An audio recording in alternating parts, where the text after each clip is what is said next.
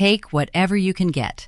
That is exactly what my husband said as he slid a thick manila envelope across the marble dining table right next to my 34th birthday cake.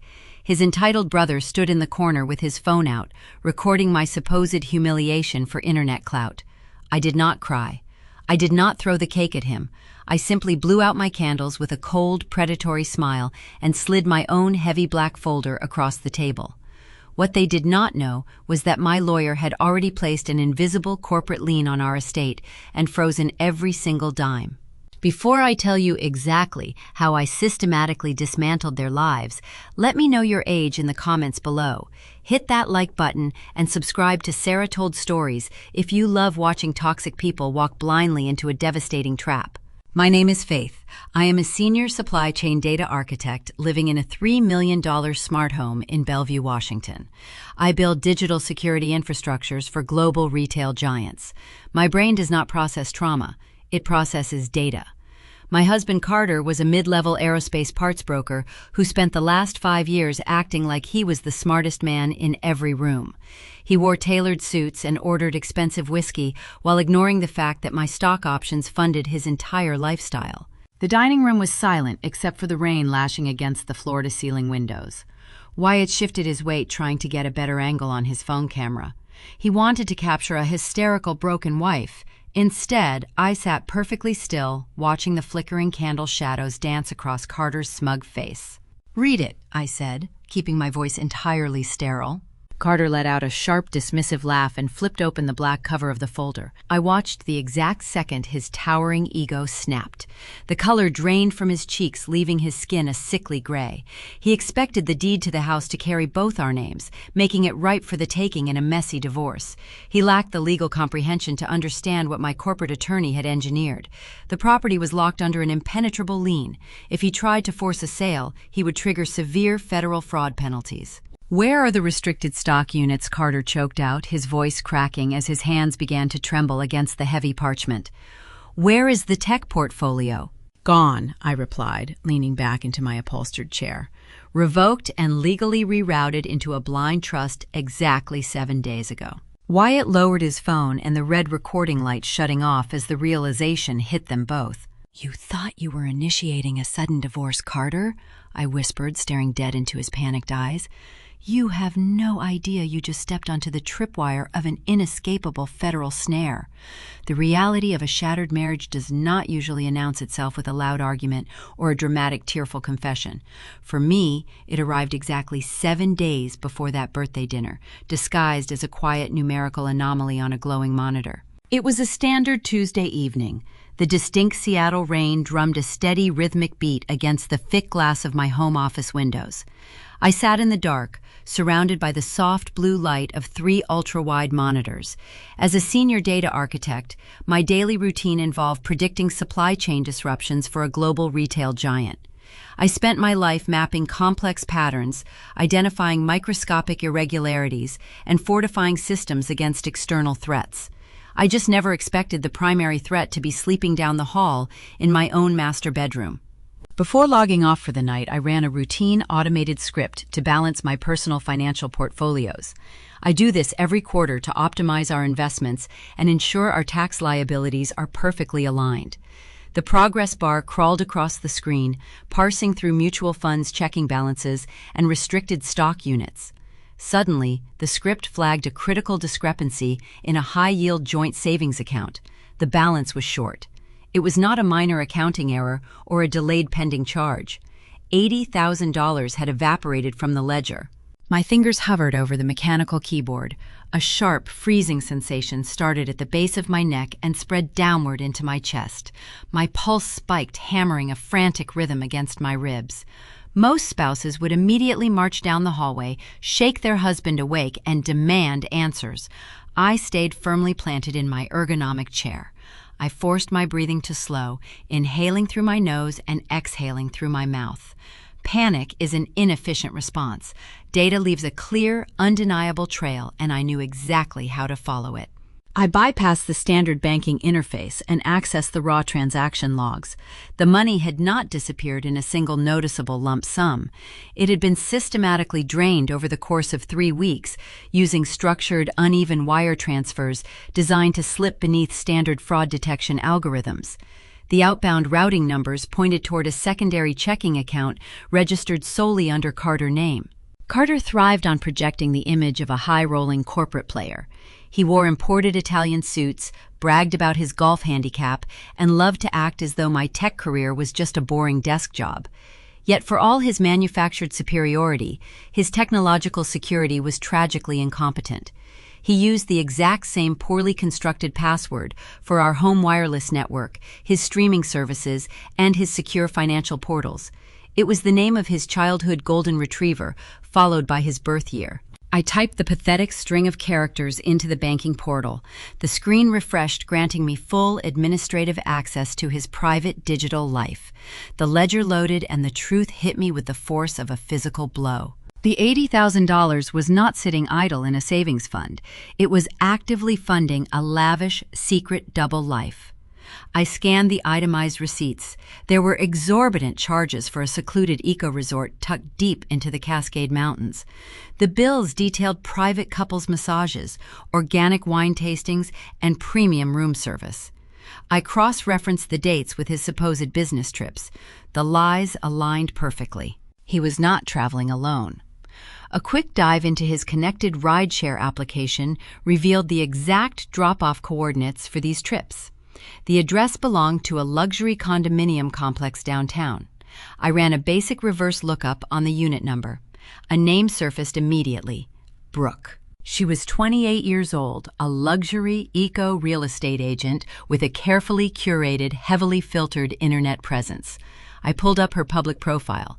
Her grid was flooded with pictures of her posing in high-end properties, boasting about her sustainable lifestyle. In several recent photos, she was wearing a delicate platinum bracelet. I recognized it instantly. The purchase receipt for that exact piece of jewelry was sitting right there in Carter's hidden bank ledger. Brooke had been treating my hard-earned capital as her own private commission check. The betrayal deepened as I accessed his synchronized text messages via his web portal. He was communicating with his brother Wyatt.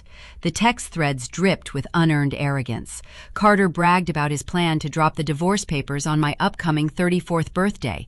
He and Wyatt found it hilarious. They wanted to maximize the psychological damage, expecting me to crumble into a sobbing, pathetic mess, while Wyatt filmed the fallout for his followers. They wanted a performance. I decided to give them a masterpiece. I could have locked him out of the accounts right then, but alerting him prematurely would give him time to hire an aggressive legal team and hide whatever remaining assets he could scramble together. I needed a flawless, airtight trap. I needed to move my tech-vested stock portfolio and the estate into an invisible corporate trust. To execute that maneuver without raising his suspicions, I needed him entirely distracted. I needed to feed his towering ego. I opened my corporate email client and drafted a fabricated message. I forged the sender details to make it look exactly like an urgent communication from my real asset protection attorney, Nolan. I crafted the bait with meticulous precision. Faith, I have reviewed the marital assets. Washington is a community property state. Since his name is on the deed, Carter will have a very strong legal claim to half. Carter will have a very strong legal claim to half the equity.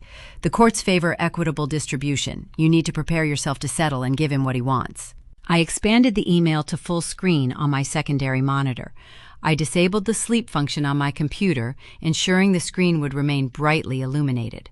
Then I stood up, walked out of my office, and went into the kitchen to brew a cup of chamomile tea. I stood in the dark kitchen, leaning against the marble island, watching the reflection of the hallway in the glass oven door. 10 minutes later, Carter emerged from the master bedroom. He thought I was asleep on the couch. I watched his shadow creep down the hall and pause right outside my open office door. The blue glow of the monitors illuminated his face. I saw him lean over my desk. I watched him read the fabricated email. Even in the dim light, I could see his chest puff out. His posture shifted from cautious sneaking to overwhelming supreme confidence. He pulled out his phone, typed a rapid message, and smiled. He had just instructed his cheap divorce lawyer to rush the paperwork for my birthday dinner. My red herring worked flawlessly. Carter swallowed the bait, believing my legal counsel had already surrendered the estate. His inflated ego blinded him entirely, causing him to rush his timeline. He was so focused on planning his cruel birthday ambush that he never noticed the invisible corporate lien my actual attorney was quietly placing on the property records the very next morning. But as I sat back down at my desk later that night, ready to close his exposed financial ledger, a strange recurring file name caught my eye. The stolen $80,000 was a profound betrayal, but it was just petty cash compared to what I was about to find. Buried deep within an obscure subfolder on his cloud drive were documents labeled with titanium aerospace vendor codes. As I clicked open the first PDF, I realized I was no longer dealing with a simple cheating husband. The digital directory sat open on my glowing monitor, demanding my undivided attention. The soft hum of the computer cooling fans blended with the rhythmic drumming of the Seattle rain against the glass panes of my office window. I stared at a specific subfolder labeled with a series of alphanumeric vendor codes. Carter was a mid-level parts broker for one of the premier aerospace manufacturing firms in the Pacific Northwest. His daily routine involved sourcing specialized metals and securing logistical pathways for aircraft production. He always acted as though his position required supreme intellect, treating my role as a data architect like a glorified clerical duty. Yet looking at the poorly secured cloud drive he left logged in on our shared network, I realized his towering ego was merely a fragile mask covering a profound incompetence. I clicked the first document, labeled with a proprietary titanium supplier code. A standard file loaded, displaying an invoice for raw aerospace-grade titanium alloys. To an untrained eye, the paperwork looked flawless. It featured the correct corporate letterhead, proper tax identification digits, and an official-looking procurement stamp. But I build security infrastructures for global supply chains. My entire career is dedicated to identifying systemic vulnerabilities and neutralizing them. I spotted the glaring discrepancies within seconds. The routing numbers listed for the payment destination did not match any verified industrial suppliers in our regional database. The unit pricing was inflated by a staggering margin, intentionally designed to siphon excess capital without triggering automated corporate procurement alarms. I ran a rapid cross-reference on the vendor address, utilizing a secure background database I utilize for retail logistics. The address did not belong to a manufacturing warehouse or a legitimate metal refinery. It was a registered virtual mailbox located in a desolate strip mall in Delaware.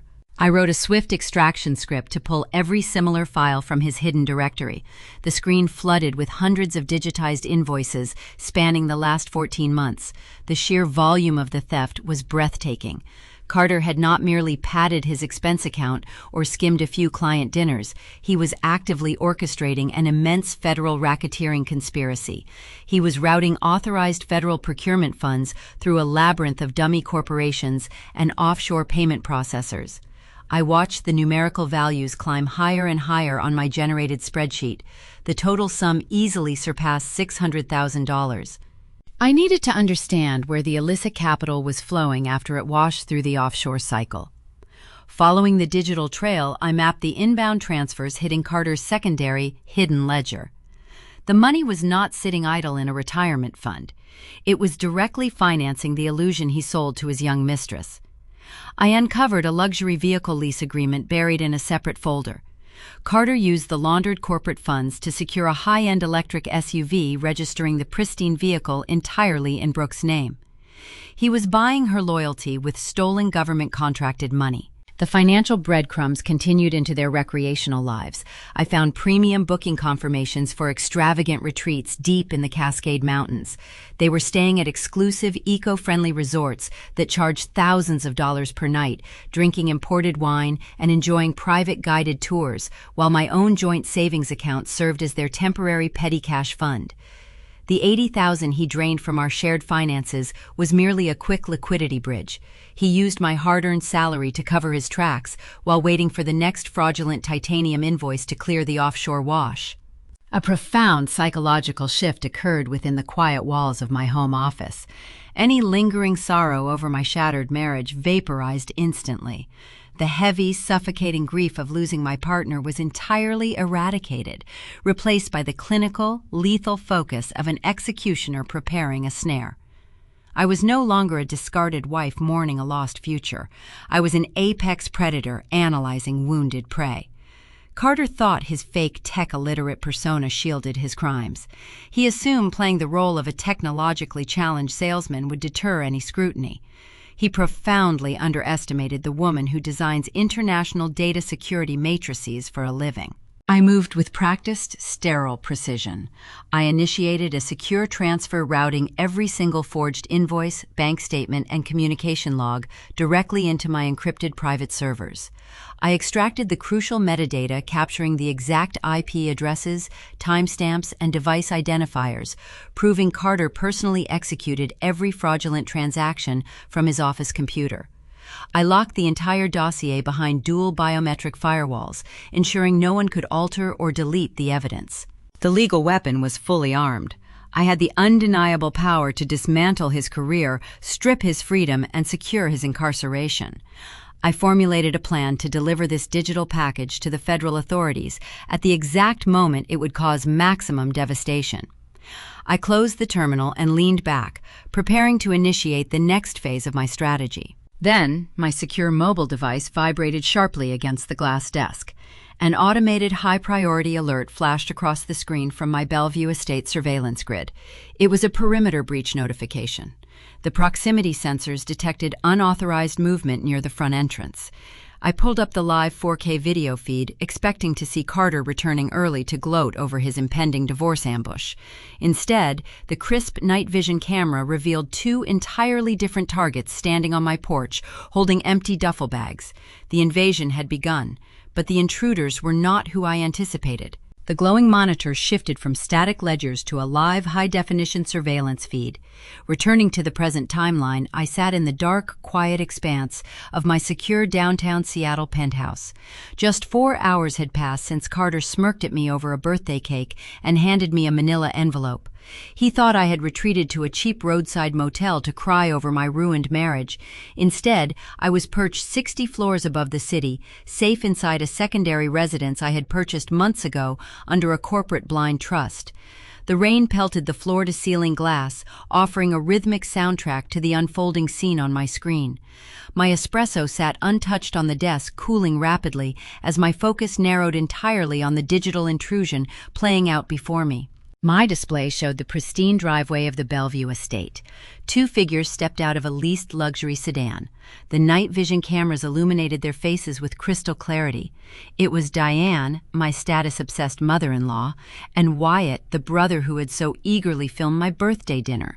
They strode toward the front porch with a fierce, unmistakable entitlement. Wyatt punched a numerical sequence into the digital keypad. Carter had obviously provided them with the access codes, assuming my emotional devastation rendered me incapable of changing the security protocols. The heavy mahogany door swung open. Diane stepped into the foyer wearing a designer trench coat she could barely afford. For 6 years, Diane treated me like an inconvenient bank teller. She harbored a desperate, insatiable craving for generational prestige, constantly attending charity galas to rub elbows with Seattle elites. She despised my practical nature and criticized my dedication to data architecture, believing true wealth meant flaunting diamonds and hosting lavish parties. She spent years making passive-aggressive remarks about my wardrobe, suggesting I lacked the refinement suitable for her son. Now she stood in my living room, her eyes darting across the walls like a scavenger evaluating a fresh kill. I adjusted my headset, amplifying the audio feed. Their voices echoed through the empty corridors. Diane instructed Wyatt to grab the electronics while she secured the valuables. I watched her walk directly toward the dining room. She did not hesitate. She unhooked an expensive original oil painting from the wall, resting the canvas carefully against the dining table. Then she moved toward my home office. My pulse remained steady, a slow, rhythmic drumbeat against my ribs as she approached my personal safe. I had intentionally left the safe unlocked, a calculated risk designed to test the limits of her greed. Diane pulled the steel door open. Her hands trembled with sheer excitement as she bypassed the documents and grabbed a velvet jewelry box. She flipped the lid. Inside rested my grandmother's heirloom pearls. They were not just a piece of jewelry. They represented decades of genuine family history, a quiet elegance that Diane had envied since the day we met. She did not examine them out of appreciation. She stared at them with profound, unearned triumph. I watched the high-definition feed capture the exact moment she slipped the velvet box directly into her oversized leather purse. The theft was sterile, precise, and captured from 3 different camera angles. Meanwhile, Wyatt navigated toward my secondary workstation in the den. Wyatt fancied himself a tech entrepreneur, frequently pitching me chaotic startup ideas that always resembled unregulated pyramid schemes. He possessed 0 actual coding skills, but recognized expensive hardware. He uncoupled my high-end processing servers, yanking the heavy fiber optic cables from the wall. He hauled the sleek black towers toward the front door, grunting under their immense weight. He boasted to his mother that the processors would fetch a premium price on the secondary market, completely ignorant of the tracking beacons embedded deep within the motherboard chassis. He treated complex enterprise technology like a pawn shop commodity. A normal human impulse urged me to pick up my phone and dial the local authorities. I could dispatch a patrol car to the Bellevue estate within minutes. The officers would catch them red-handed, dragging my servers and pearls out to their sedan. But my analytical training instantly suppressed that instinct. If the police arrived tonight, the local prosecutor would likely charge Diane and Wyatt with simple breaking and entering or basic trespassing. Carter would hire a smooth defense attorney, claim it was a marital misunderstanding, and bail them out by morning. They would escape with a minor slap on the wrist. A simple trespassing charge was profoundly insufficient for my strategy. I required a terminal outcome. I needed to anchor Diane and Wyatt directly to the impending federal indictments awaiting Carter. By allowing them to exit the premises with those specific items, I elevated their actions into severe felony territory. The pearls pushed the financial value of the theft into grand larceny. The servers were even more dangerous. Those processing units contained proprietary encrypted data architecture belonging to my retail clients. Stealing them constituted corporate espionage and the theft of protected trade secrets. I leaned back in my ergonomic chair, watching them load the trunk of their vehicle. They thought they were picking the bones of a defeated woman. They were entirely oblivious to the fact that they were signing their own criminal confessions. Every frame of the 4K video, every timestamp, and every recorded snippet of dialogue synced seamlessly to my off-site digital vault. Diane and Wyatt had just transformed themselves from irritating relatives into complicit co-conspirators. They willingly tethered their own fates to Carter and his aerospace embezzlement. When the federal net finally dropped, it would drag the entire toxic bloodline down into the abyss. Diane slammed the trunk shut, wiping dust from her coat. She slid into the passenger seat looking thoroughly satisfied. Wyatt lingered near the driver's side door. He did not get into the car immediately. Instead, he pulled his phone from his pocket. His arrogant posture vanished. He hunched his shoulders, glancing nervously over his shoulder into the dark suburban street. I boosted the audio receptors on the exterior porch camera. Wyatt pressed the phone to his ear, his voice tight and dripping with genuine panic. "I told you I have the collateral," Wyatt hissed into the receiver. "I secured the hardware tonight. It is worth enough to cover the interest payment. Just give me 48 hours to fence the servers. You cannot send those guys to my apartment again. I swear I will have the cash." The line disconnected. Wyatt stood in the driveway shivering despite the mild weather. He climbed into the car and sped away from the estate. I sat in my quiet penthouse, the glow of the monitors reflecting in the glass windows. Wyatt was not stealing my equipment to fund a lavish lifestyle. He was stealing to save his own life. The frantic phone call exposed a terrifying new variable in the equation. He owed a staggering debt to someone dangerous enough to send enforcers to his doorstep. He was acting out of sheer primal desperation. My data model shifted, recalculating the timeline. I needed to uncover the identity of the shadow creditor breathing down his neck before their ruthless underworld tactics spilled over into my pristine legal snare. The game had just expanded far beyond a simple domestic dispute. The taillights of their leased sedan vanished into the dark suburban streets, leaving my Bellevue estate silent once again. The lingering echo of Wyatt and his frantic phone call hovered in my mind. He was terrified. I needed to understand the exact shape of the predator chasing him down. During the burglary, my network intrusion detection software captured a brief digital handshake protocol. Wyatt had foolishly allowed his personal tablet to auto-connect to my secure wireless router. He forgot to disable his wireless settings while hauling my processing servers out the front door. That momentary lapse in basic digital hygiene provided me with a direct pipeline into his device. I initiated a packet-sniffing sequence, pulling the cached data packets that synchronized during those brief 10 minutes of connectivity. The command terminal on my left monitor filled with scrolling lines of intercepted code. My extraction tool isolated a specific audio file buried deep within the network logs.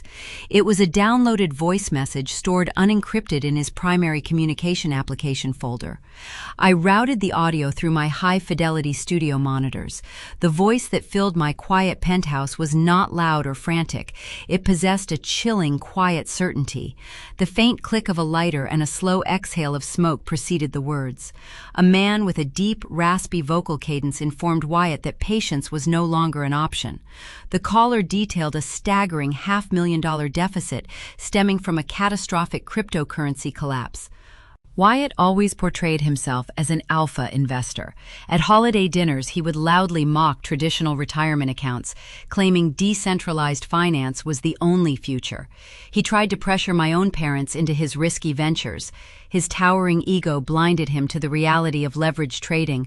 When the digital markets crashed, he did not just lose his own savings, he borrowed heavily on margin from an unregulated shadow lending firm to fund a failed token launch, trying desperately to catch a falling knife.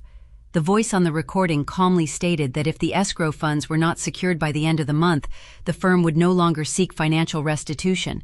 They would seek physical collateral. My pulse remained steady, but my analytical focus sharpened to a razor edge. Wyatt was drowning. He was not a tech visionary. He was a desperate man backed into a lethal corner by loan sharks operating under the guise of venture capitalists. I needed to identify the exact origin of the threatening call. I ran a forensic trace on the routing metadata embedded within the audio file. The digital signature bounced through a series of complex proxy servers, but my custom decryption algorithms easily stripped away the camouflage. The origin point resolved to a specific shell corporation registered in a notorious offshore tax haven. I stared at the holding entity name illuminating my screen. A spark of profound recognition ignited in my brain. I opened the encrypted archive containing the forged aerospace invoices I had extracted from Carter hours earlier. I cross-referenced the Shell Corporation title against the fraudulent supply chain vendors. The search algorithm processed the text and the result flashed on my monitors with a bright green confirmed match. The revelation was breathtaking in its sheer brazen stupidity. The ruthless creditors hunting Wyatt were operating a shadow subsidiary that functioned as a legitimate subcontractor for Carter and his aerospace employer. Carter managed logistics for specialized titanium alloys, a highly regulated sector of aerospace manufacturing. The syndicate likely used fake metal shipments to wash their illicit lending profits, ensuring their dirty money looked clean on federal tax returns. Carter discovered this loophole and decided to exploit it, intertwining his family's survival with international money launderers. He was not just embezzling government procurement funds to buy imported champagne and impress a young real estate agent. He was systematically draining his own company to pay off the exact criminal organization his employer did business with. It was an inescapable closed loop of federal racketeering. The puzzle pieces snapped together, forming a pristine portrait of their desperation. The sudden birthday ambush made perfect logical sense. Carter did not serve me divorce papers out of an overwhelming desire to start a new life with his mistress. He served me because the syndicate had issued a terminal deadline. He and Wyatt needed to force a rapid liquidation of my $3 million estate to appease the predators breathing down their necks. They viewed my home as their emergency bailout fund. They planned to throw me onto the street, sell the property, and funnel the equity directly into the hands of the shadow creditors before the loan sharks resorted to breaking bones. My strategy crystallized with lethal clarity. Earlier, I viewed the asset freeze as a tool for financial starvation. Now, the invisible corporate lien I placed on the property transformed into a far more dangerous weapon. By permanently locking their access to my wealth, I was not simply leaving them penniless, I was stripping away their only armor and throwing them directly to the wolves. They were anticipating a fast, seamless real estate settlement. Instead, they were about to hit an impenetrable brick wall of federal compliance while the syndicate closed in around them. I did not feel a single ounce of pity. They chose to steal from a woman who builds digital fortresses for international supply chains. They believed my quiet demeanor equated to weakness. They thought my long hours analyzing supply chain logistics made me oblivious to their deception. They invited this destruction upon themselves by mistaking my silence for ignorance. I leaned back in my ergonomic chair, watching the rain cascade down the glass windows of my high-rise. The night was slipping away, yielding to the pale gray light of early morning over the Seattle skyline. The domestic dispute had morphed into a high-stakes criminal war, and my enemies were unaware of the minefield they stood upon. I sipped my cooled espresso, letting the caffeine fuel my next tactical maneuver. To trigger the final snare, I needed them to act on their desperate impulses. I needed them to attempt the illegal sale of my home. If they tried to push the paperwork through conventional channels, my trap would spring shut, securing their federal indictments. My automated web crawlers constantly monitor regional property listings for any unauthorized use of my address. Just as the morning sun breached the horizon, a fresh alert chimed from my desktop speakers. A new residential listing had just populated on a premier luxury property portal. The bait was taken. Brooke, driven by her own blinding greed, and Carter, demanding immediate liquid cash, had officially stepped into the arena. She posted the listing, assuming the title was clear. She had no idea the digital paperwork she just activated would sever her career and seal their mutual doom. The pale morning sunlight pierced the floor-to-ceiling windows of my downtown penthouse, casting long, sharp shadows across my mahogany desk. My third cup of black coffee sat beside my keyboard, radiating a thin wisp of steam into the climate-controlled air. I had spent the entire night mapping the intricate web of Carter and his offshore syndicate connections. My eyes burned from screen fatigue, but my focus remained razor-sharp. Just as the city below began to stir with early commuter traffic, a customized auditory chime echoed from my secondary monitor. I had programmed a specific web crawler to scan all regional multiple listing services, matching the exact geographical coordinates and architectural specifications of my Bellevue estate. The crawler hit a positive match. The digital perimeter was breached. I slid my mouse across the pad and clicked the notification banner. A pristine, high-resolution real estate profile loaded onto the screen. There stood my $3 million sanctuary, packaged and polished for public consumption. The property description was filled with generic buzzwords boasting about sustainable living and modern elegance. At the bottom of the page, resting above the contact portal, was a glowing professional headshot. Brooke smiled out at me, her blonde hair styled in effortless waves, her teeth bright white against a carefully tanned complexion. She designated herself as the premier exclusive listing agent. Brooke catered to a very specific demographic of Seattle elites. She branded herself as an eco-luxury realtor, selling million-dollar sustainable homes to wealthy tech executives, while projecting an image of pure environmental consciousness. In reality, her carbon footprint was as inflated as her ego, funded entirely by the man who was currently bleeding my assets dry. I navigated to her linked professional social media accounts. Her latest upload was a live video tour published less than an hour ago. I pressed play. The high-fidelity audio piped through my studio speakers. Brooke strolled through my custom-designed kitchen holding a sleek tablet. The recording was saturated with heavy digital filters, smoothing her skin and enhancing the ambient lighting. She ran her manicured fingers along the edge of my imported quartz countertops. She laughed a high-pitched grating sound as she pointed the camera toward the reclaimed wood cabinetry I had painstakingly selected during the initial build. "This space has incredible potential," she chirped to her followers, her tone dripping with manufactured charm. "The current decor is terribly outdated and, frankly, a bit sterile. It lacks warmth. But once we strip this kitchen down to the studs, the new buyers can truly breathe some organic life into the floor plan." She strutted through my dining room, her expensive heels clicking against the sustainable bamboo flooring. She was standing in the exact spot where Carter had handed me that manila envelope the night before. Her sheer audacity was staggering. She treated my sanctuary like a discarded canvas, ripe for her personal reinvention. A lesser woman might have hurled a coffee mug at the monitor out of sheer indignation. I simply watched her perform, categorizing her micro-expressions.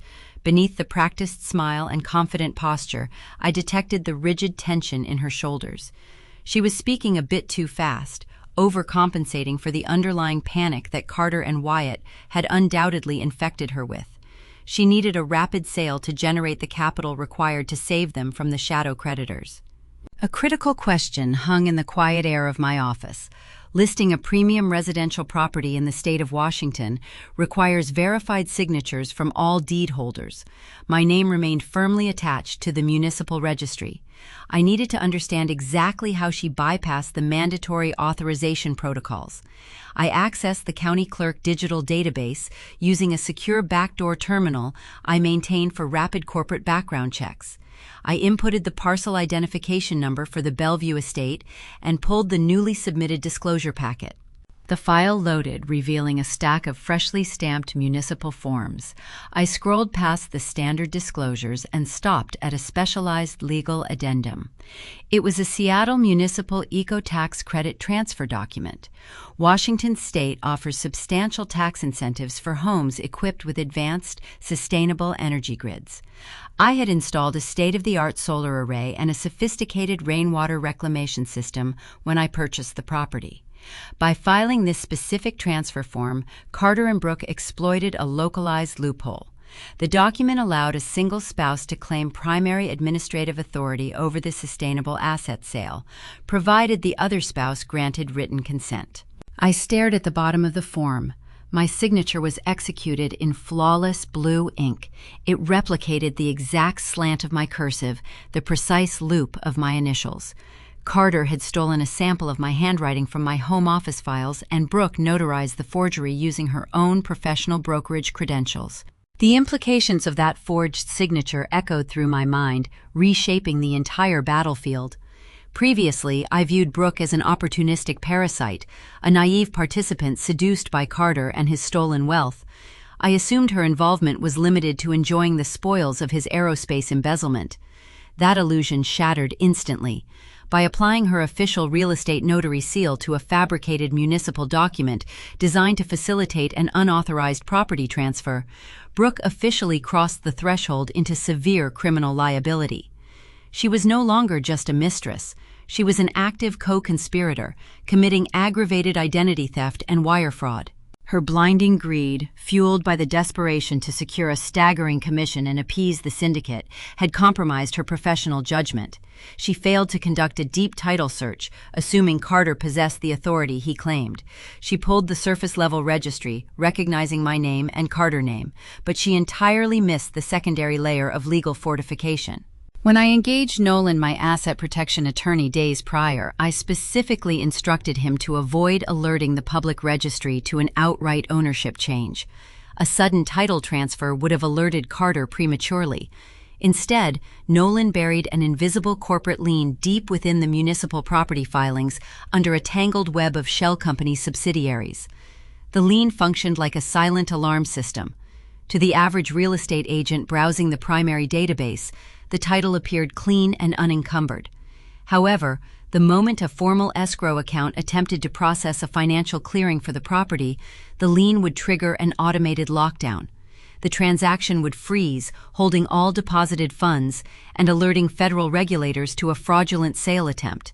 Brooke strutted through my kitchen, believing she held the keys to a lucrative payday. She remained entirely unaware that the very listing she proudly promoted was a radioactive legal hazard. Any attempt to finalize the transaction would detonate, ending her career and triggering a catastrophic investigation into her brokerage firm. My logic effortlessly neutralized any lingering traces of fury. I did not want to stop the listing. I wanted to accelerate it. If I intervened now and reported the forged eco-tax document, the local authorities would simply halt the sale and issue a standard forgery charge. Brooke might lose her license, and Carter might face a fine, but they would avoid the devastating federal racketeering charges required to permanently neutralize the threat they posed. I needed them to take the bait, swallow the hook, and pull the line taut. I picked up my secure cellular device and dialed Nolan. He answered on the first ring, his voice crisp and alert despite the early hour. I informed him that the Bellevue estate was officially active on the regional market. I detailed the forged tax credit transfer and Brooke role as the primary listing agent. I heard the sharp scratch of his pen against a legal pad as he absorbed the information. Nolan recognized the tactical opportunity immediately. We possessed the power to let them dig their own graves. I instructed him to allow the fraudulent listing to proceed without interference. The syndicate was hunting Wyatt, demanding immediate liquidity. Carter and Brooke were suffocating under the invisible weight of that impending violence. Their desperation made them sloppy, impatient, and highly susceptible to a seemingly miraculous solution. We discussed the formulation of our next maneuver. We needed to present them with a poisoned apple, an offer so enticing that they would abandon all remaining caution and bind themselves to the fraudulent sale in writing. I told Nolan to begin drafting the incorporation paperwork for a fresh dummy limited liability company. We would pose as a faceless, anonymous corporate buyer, flush with liquid capital ready to solve all their financial nightmares. I ended the call and looked back at my monitor. Brooke was still smiling on my screen, boasting about the organic life she intended to breathe into my home. I closed the tab, severing her grating voice. The trap was primed. We were preparing to hand them a contract wrapped in flawless legal jargon, concealing a cross-collateralization clause that would strip them of everything they owned. The true test of their greed was approaching rapidly, and I was eager to see just how fast they would sign their own execution orders. The rain in Seattle possesses a distinct rhythm. It does not just fall, it methodically dismantles whatever stands in its path. I stood by the floor-to-ceiling windows of my corporate attorney's office, watching the gray precipitation streak across the glass.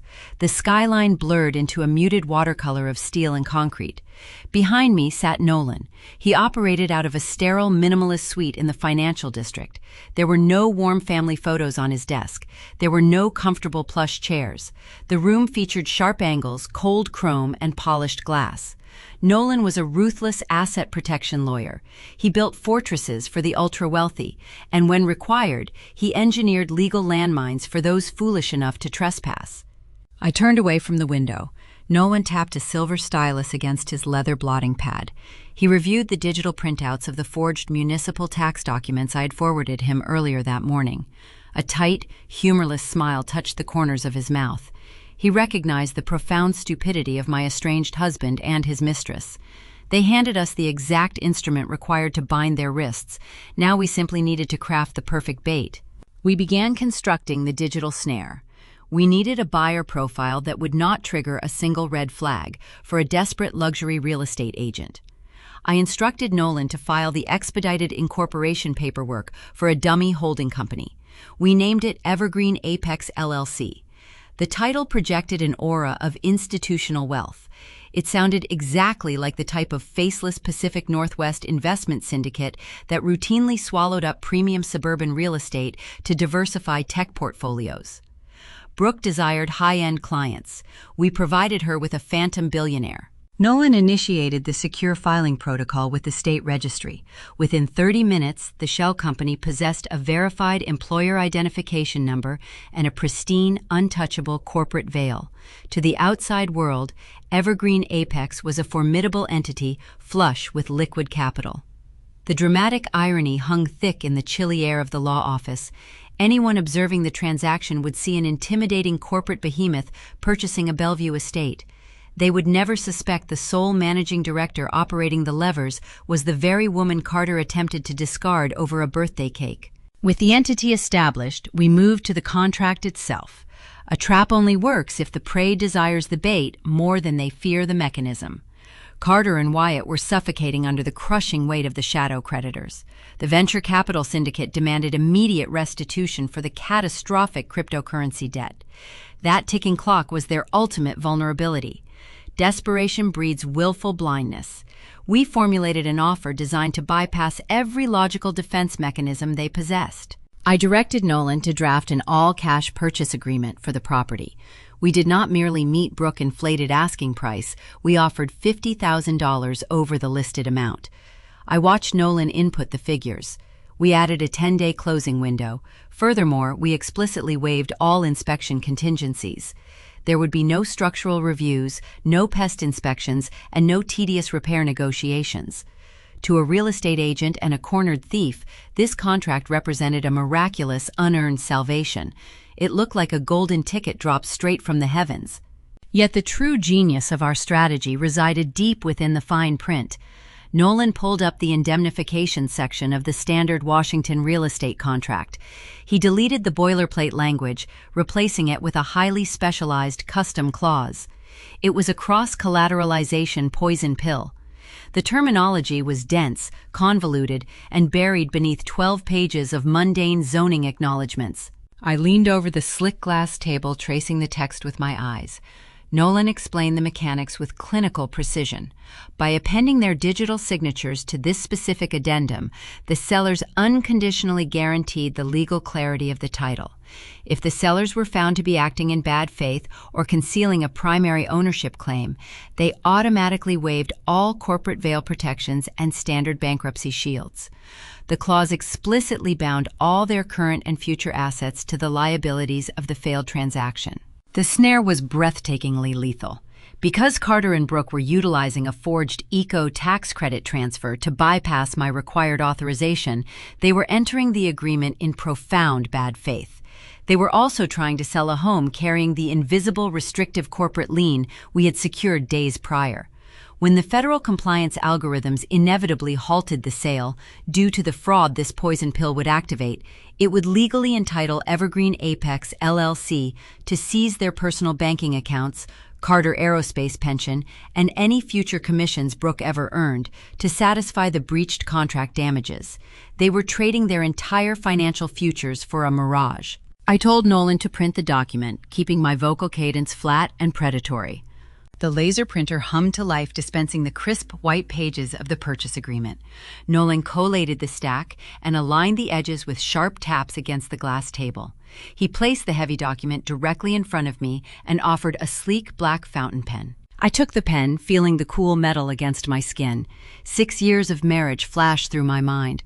I thought of the countless evenings I spent optimizing our joint investments, while Carter feigned interest. I remembered his arrogant smirk sliding that manila envelope across the marble dining table, expecting me to shatter into a compliant victim. He underestimated the data architect. He forgot that I build systems designed to isolate and eliminate anomalies. Carter was the anomaly. My hand did not tremble. My pulse maintained a steady, measured rhythm. I pressed the nib to the paper and signed my name on behalf of Evergreen Apex LLC. I executed the signature on every required line, navigating the trapdoors with cold certainty. When I finished, I slid the paperwork back to Nolan. He reviewed the pages, ensuring every initial was perfectly placed. Then he reached into his desk drawer and withdrew a heavy steel corporate embossing press. He aligned the final signature page beneath the metal plates. He pressed down with swift, unyielding force. The heavy thud of the corporate seal striking the desk echoed through the sterile office. The sound resonated like a gavel finalizing a devastating sentence. The indentation left a raised, textured crest on the paper, cementing the trap in permanent, undeniable reality. Nolan digitized the fully executed offer, routing the file through a secure encrypted portal. I stood behind his chair, watching the transmission progress bar inch across his monitor. He cued the delivery directly to the proprietary inbox of Brooke Boutique brokerage firm. I gave the verbal command to send the file. He tapped the enter key. The document vanished from our local network, hurtling through cyberspace toward the woman currently touring my kitchen on social media. I walked back to the windows, looking out over the rain-slicked city. The bait was in the water. Carter and Brooke were drowning in a sea of stolen aerospace funds and fierce underworld threats. When Brooke opened her email, she would see a flawless, unencumbered exit strategy. She would see an all-cash buyer willing to overpay and close within days. Her greed would instantly override any professional caution. She would not consult a secondary attorney. Carter would not pause to read the 12 pages of indemnification clauses. They would rush to secure the capital required to save Wyatt from the syndicate enforcers. But there was one final crucial hurdle they had to clear before the contract became legally binding. A rapid 10-day cash close required a substantial show of good faith. The Evergreen Apex offer stipulated that the sellers must secure and deposit an immediate earnest money guarantee to initiate the expedited federal tax transfers. They needed $100,000 placed into an escrow holding account by the end of the business day. Carter possessed zero liquid capital. Wyatt was buried in crypto debt. The only person capable of fronting that kind of cash to secure the miraculous sale was the mistress herself. The true test of their toxic alliance was approaching, and I eagerly anticipated watching Carter manipulate Brooke into financing their mutual destruction. The digital portal on my secondary monitor flashed a vibrant emerald green. Less than 2 hours had passed since Nolan transmitted the evergreen Apex offer. Sitting in the sterile silence of my downtown penthouse, I tracked their digital footprint with predatory patience. Through the compromised administrative access I maintained over Carter's network, I hijacked the ambient microphone on his personal laptop. The audio feed filtered through my noise-canceling headphones, placing me directly inside Brooke's boutique real estate office. Brooke read the purchase agreement aloud, her voice trembling with a mixture of overwhelming greed and sudden apprehension. She stared at the $50,000 premium. She saw the waived inspections. Then she reached the addendum regarding the expedited municipal eco-tax credit transfer. The clause stated that to bypass standard waiting periods and secure the 10-day all-cash close, the managing broker must deposit $100,000 of good-faith earnest money into an independent escrow account. The funds were required to bridge the federal tax verification process. Brooke balked. She built her brand selling luxury, sustainable homes, but her actual liquid capital was remarkably thin. She grew up in a modest working-class suburb and clawed her way into the elite market by leasing cars she could ill afford and renting designer clothes to project an illusion of success. Draining her operational accounts to front an earnest deposit terrified her. She knew that losing that capital would bankrupt her boutique agency. I listened to the distinct sound of Carter pacing across her hardwood floor. His leather shoes clicked in a frantic, irregular rhythm. He could not afford a single delay. Wyatt's shadow creditors were circling the perimeter of his life, demanding immediate restitution. Carter stopped pacing and deployed his signature manipulation tactics. He lowered his voice, adopting the smooth, commanding tone he used to close aerospace component deals. He called her timid. He stated she lacked the visionary mindset required to secure a $3 million windfall. He framed the $100,000 as a negligible temporary inconvenience. He spun a narrative where they were scamming a faceless, clueless corporate buyer who was foolish enough to overpay.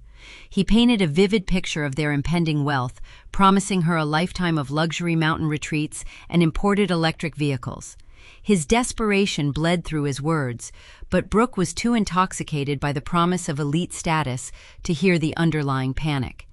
Carter insisted this was the final hurdle before they achieved total financial freedom. The tension on the audio feed spiked as Brooke clicked her mouse. She opened her banking portal. The keystrokes echoed through my headset like nails being driven into a coffin. She initiated the wire transfer, pulling the entirety of her personal brokerage funds to satisfy the earnest money requirement. Carter cheered a sharp, victorious bark that made my stomach turn.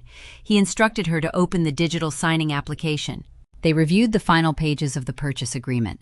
They skimmed right past Nolan's cross-collateralization poison pill, ignoring the dense legal jargon that bound their current and future assets to the transaction. Then they reached the forged Seattle Municipal Eco-Tax Credit transfer. Carter uploaded the fraudulent document bearing my perfectly copied signature. Brooke applied her official real estate notary seal, verifying the forgery with her professional credentials. They hit the final submit button. The digital ink dried. In that exact fraction of a second, their mundane domestic betrayal mutated into a catastrophic federal offense. By transmitting a forged municipal document across state lines to secure a financial wire, they officially triggered severe interstate wire fraud statutes. The threshold for aggravated identity theft was crossed the moment Brooke stamped her notary seal on my stolen signature. They did not just sell a house, they legally signed their own federal indictments. The audio feed captured the sound of Carter collapsing onto a leather sofa, groaning in profound relief. He believed he had just conquered the world. He told Brooke he was ordering a celebration gift. I toggled to his active screen share, monitoring his browser activity. He navigated to an exclusive online wine merchant. His cursor hovered over a $300 bottle of vintage champagne. He added it to his cart and inputted his credit card details. He checked out with the smug satisfaction of a man who thought he had outsmarted a senior data architect. He did not realize that the very credit card he used was tethered to a banking profile scheduled for a terminal freeze. The champagne would never arrive. The merchant processing system would soon reject his payment, leaving his order in a permanent pending status. He believed the evergreen Apex funds would clear by next week, solving every single crisis in his life. He was profoundly mistaken. The $100,000 earnest money wire departed Brooks' brokerage account and hit the designated escrow holding firm. The moment the capital touched the independent ledger, my automated digital tripwires engaged. The escrow banking compliance software scanned the associated municipal property filings. The system instantly detected the invisible restrictive corporate lien Nolan had embedded in the title. The algorithm recognized a glaring discrepancy between the forged eco-tax transfer and the restricted ownership status. The federal fraud flags I programmed activated with ruthless efficiency. The banking matrix slammed an impenetrable freeze on the escrow account. The money ceased to be liquid capital. It transformed into frozen digital evidence. Brooks' life savings were now permanently locked in federal purgatory, suspended in a frozen ledger pending a full governmental review. Neither Brooke nor Carter received an immediate notification. Financial institutions process fraud alerts through silent internal channels before notifying the account holders, ensuring suspects cannot liquidate remaining assets. They left her office holding hands, walking out into the Seattle rain under the delusion of total victory. They headed toward the Bellevue estate, entirely oblivious that they were returning to a radioactive crime scene. My monitors remained active, displaying the locked escrow status. The financial snare was perfectly secured, holding the mistress's capital hostage. The corporate embezzlement evidence was safely stored in my vault. Carter and Brooke were neutralized, awaiting the inevitable shockwave. Yet the battlefield was not fully cleared. My surveillance web extended beyond the fraudulent real estate transaction. Diane remained a loose thread, flaunting my stolen history while claiming a social prestige she never earned. She believed the stolen heirloom pearls granted her immunity from consequence. I minimized the real estate portal and brought up the high society event schedule for the evening. The time for digital warfare was pausing, yielding to a highly public physical confrontation. The country club gala was starting soon. I reached for my tailored emerald suit, ready to dismantle my mother-in-law in front of the exact audience she worshipped. The psychological destruction required a face-to-face encounter, and I intended to deliver a performance the Seattle elite would never forget. The Evergreen Country Club stood as an impenetrable fortress of elite Seattle society. Hidden behind towering privacy hedges and wrought iron gates, the venue catered exclusively to software magnates and aerospace executives. Diane did not belong in those polished halls, by birth or by merit. She possessed a desperate, unending hunger for generational prestige. For decades, she attempted to erase her modest origins by leasing luxury sedans she could ill afford and purchasing counterfeit designer handbags. She fed off Carter and his manufactured success, treating my tech salary as her personal gateway into high society. Tonight represented the pinnacle of her fabricated life. She was chairing the annual Environmental Charity Gala, an event attended by the wealthiest investors in the Pacific Northwest. I arrived at the sprawling estate just as the sun dipped below the horizon, casting a dark indigo shadow over the manicured golf greens. I bypassed the valet, parking my sleek town car near the front entrance. I did not wear a glittering ball gown. I chose a custom-tailored emerald power suit. The structured shoulders and razor-sharp lapels projected unyielding authority. The deep green fabric mirrored the color of money and control. I stepped through the brass double doors into the grand lobby. 2 security guards stood near the reception desk, checking names against a leather-bound guest list. They moved to intercept me, but I did not break my stride. I raised my corporate identification badge. My cybersecurity firm designed the heavily encrypted payment gateways, handling the private accounts for half the luxury venues in the state. The senior manager recognized my face instantly. He waved the guards away, offering a nervous, polite nod. Before proceeding to the ballroom, I stopped at the mahogany reception desk. I leaned forward, resting my hands on the polished wood. I informed the manager that my firm recently initiated a severe compliance audit regarding unauthorized federal funds flowing through their payment portals. I handed him a verified digital notice extracted directly from the aerospace procurement database. The document detailed the fraudulent origin of Diane and her monthly club dues. The manager read the file, the blood draining rapidly from his cheeks. High society institutions despise scandal more than anything else. He tapped his keyboard, navigating to Diane and her platinum membership profile. With a single keystroke, he terminated her account. Her elite status vanished into the digital void, silently revoked before she even finished her first glass of champagne. I walked down the echoing corridor toward the grand ballroom. The heavy oak doors stood wide open. Inside, crystal chandeliers cast a warm golden light over dozens of tables draped in imported silk. Waiters circulated through the crowd, carrying silver trays of caviar and vintage wine. The room hummed with the quiet, sophisticated chatter of the Seattle elite. I slipped into the back of the room, blending into the shadows near the audio-visual control booth. Diane stood on a raised platform at the far end of the vast room. She wore a sweeping ivory silk dress, projecting the image of a seasoned philanthropist. Resting prominently against her collarbone glowed my grandmother's heirloom pearls. Those pearls survived the Great Depression. They possessed a quiet, authentic elegance that could never be purchased or faked. On Diane, they looked like a hostage. She touched them frequently, ensuring the audience noticed the unmistakable luster of genuine generational wealth. She was selling a story of old money grace, entirely funded by theft. I approached the young technician manning the control booth. A brief flash of my corporate credentials and a firm instruction to step aside proved sufficient. I connected my secure mobile device to the primary projector matrix. I bypassed the standard inputs, utilizing a proprietary override script I wrote during my morning commute. I held the unredacted 4K security footage in a cued holding pattern. I left the booth and walked straight down the center aisle. The wealthy patrons parted unconsciously, making way for my deliberate, measured strides. I did not rush. I wanted Diane to see me approaching. I wanted the impending dread to slowly suffocate her towering ego. When I reached the front row, her forced, brilliant smile faltered. The corners of her mouth twitched. Her eyes widened, projecting a sudden, undeniable panic. She gripped the edges of the wooden podium, her knuckles turning stark white. I ascended the 3 short stairs to the stage. Diane opened her mouth, attempting to formulate a whisper, but her vocal cords failed. I reached out and took the microphone directly from her trembling fingers. The subtle feedback whine echoed through the cavernous ballroom, silencing the string quartet and halting the sophisticated chatter. Hundreds of faces turned toward the platform, staring in hushed confusion. "Good evening," I said, my voice crisp and sterile, carrying effortlessly across the silent room. "Diane has spent the last 20 minutes speaking to you about the importance of legacy and the value of protecting our future. I find her dedication to conservation truly fascinating, considering her unparalleled talent for unauthorized extraction." I tapped a single command onto my smartphone screen.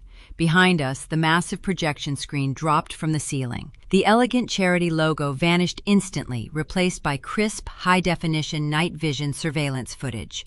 The timestamp in the corner blinked steadily. The wealthy crowd stared at the screen. The footage displayed Diane and Wyatt marching into the Bellevue estate.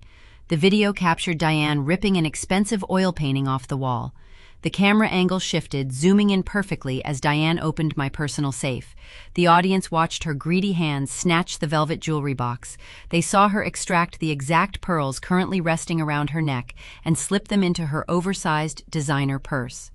A collective sharp gasp rippled through the ballroom. The clinking of crystal flutes ceased entirely. The investors and socialites sitting in the front rows physically recoiled, leaning away from the stage in sheer revulsion. Wealthy individuals operate on strict codes of self-preservation. They tolerate arrogance, but they mercilessly shun common thieves. Diane shrank back, staggering against the wooden podium.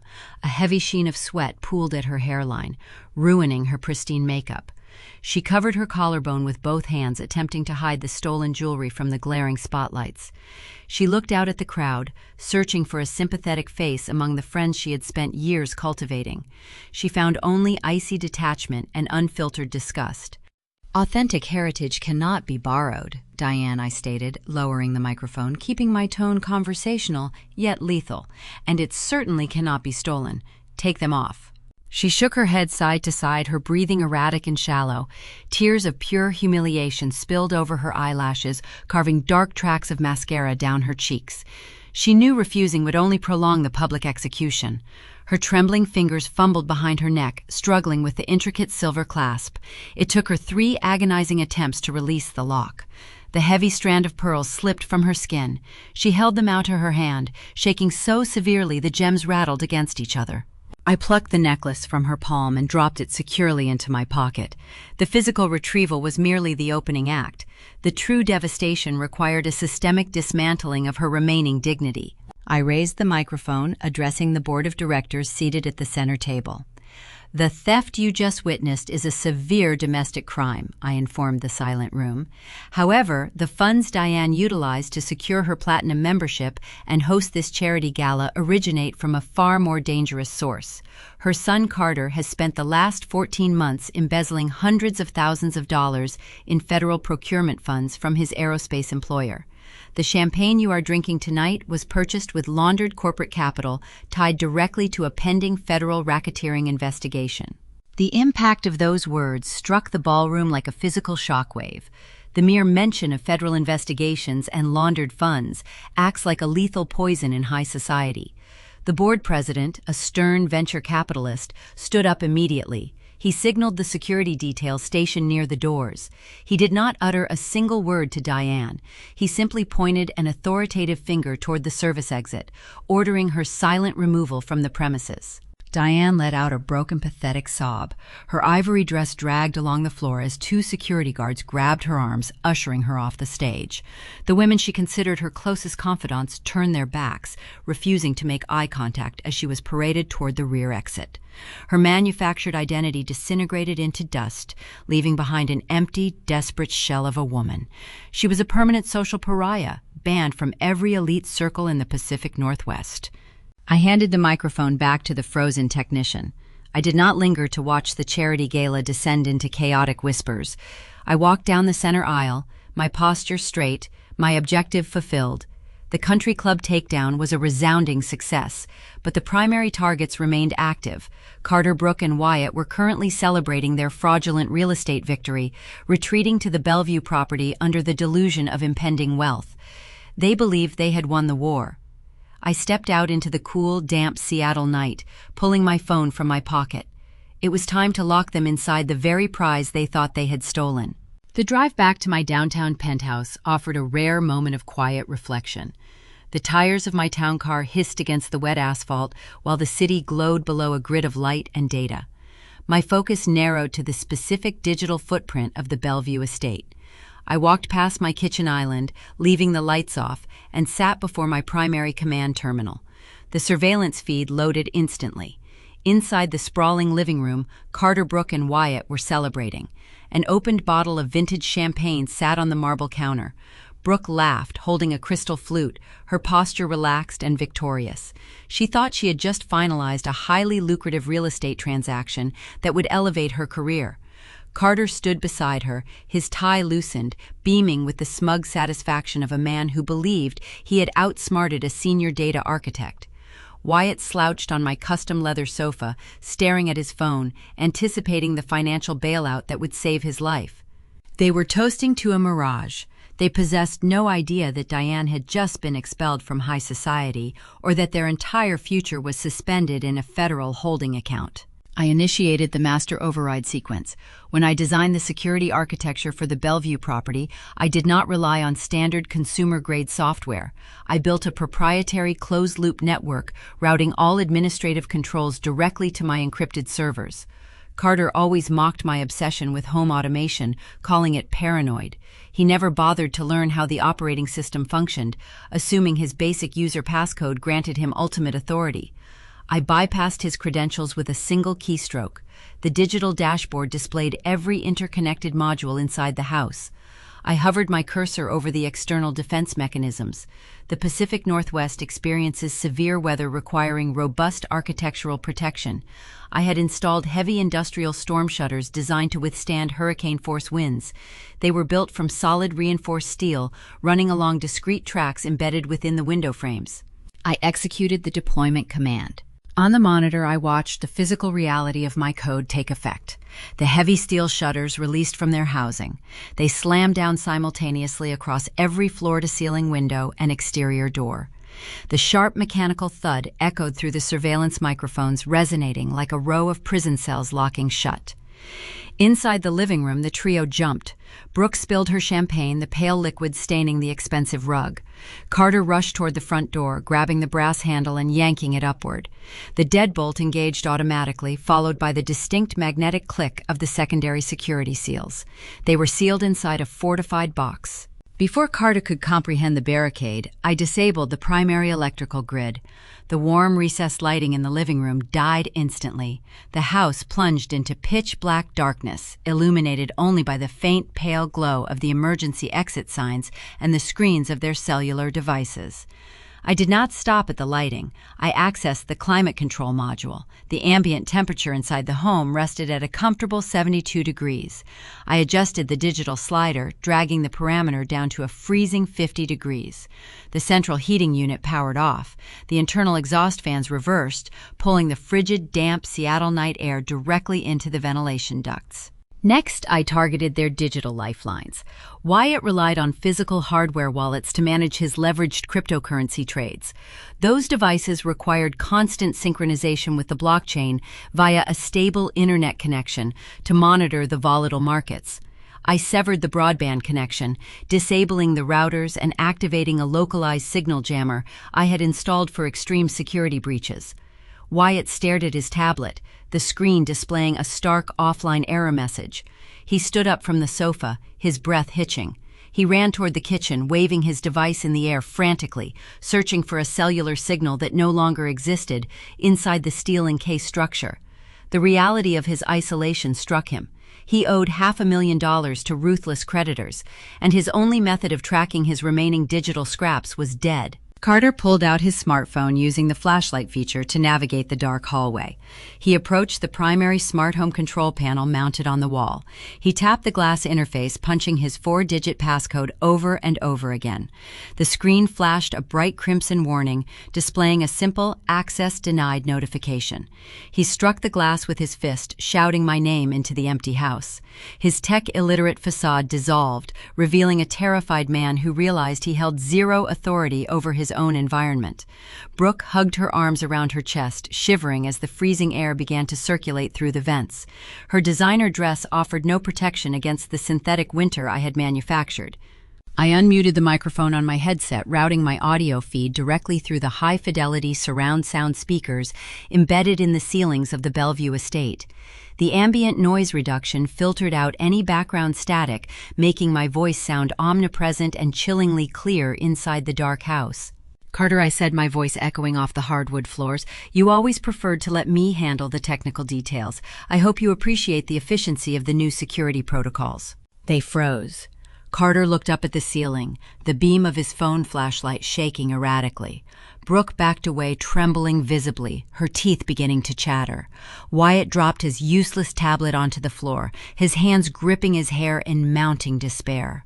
"You are currently standing inside a sealed asset," I continued, maintaining a flat, clinical tone. "The storm shutters cannot be manually overridden from the interior. The network is dark, and unfortunately for Brooke, the real estate transaction you were celebrating has encountered a terminal error." I watched Brooke snap her head toward the ceiling, her eyes wide with terror. I detailed the exact mechanics of their failure. I informed them that Evergreen Apex was merely a digital mirror, a dummy corporation designed to trigger a federal compliance audit. I explained how the forged EcoTax transfer document flagged the escrow account. The $100,000 earnest money deposit did not secure a miraculous sale. The banking algorithms permanently seized those funds. Brooke had drained her entire professional brokerage account to finance her own federal indictment. "The money is gone," I stated, letting the words hang in the freezing air.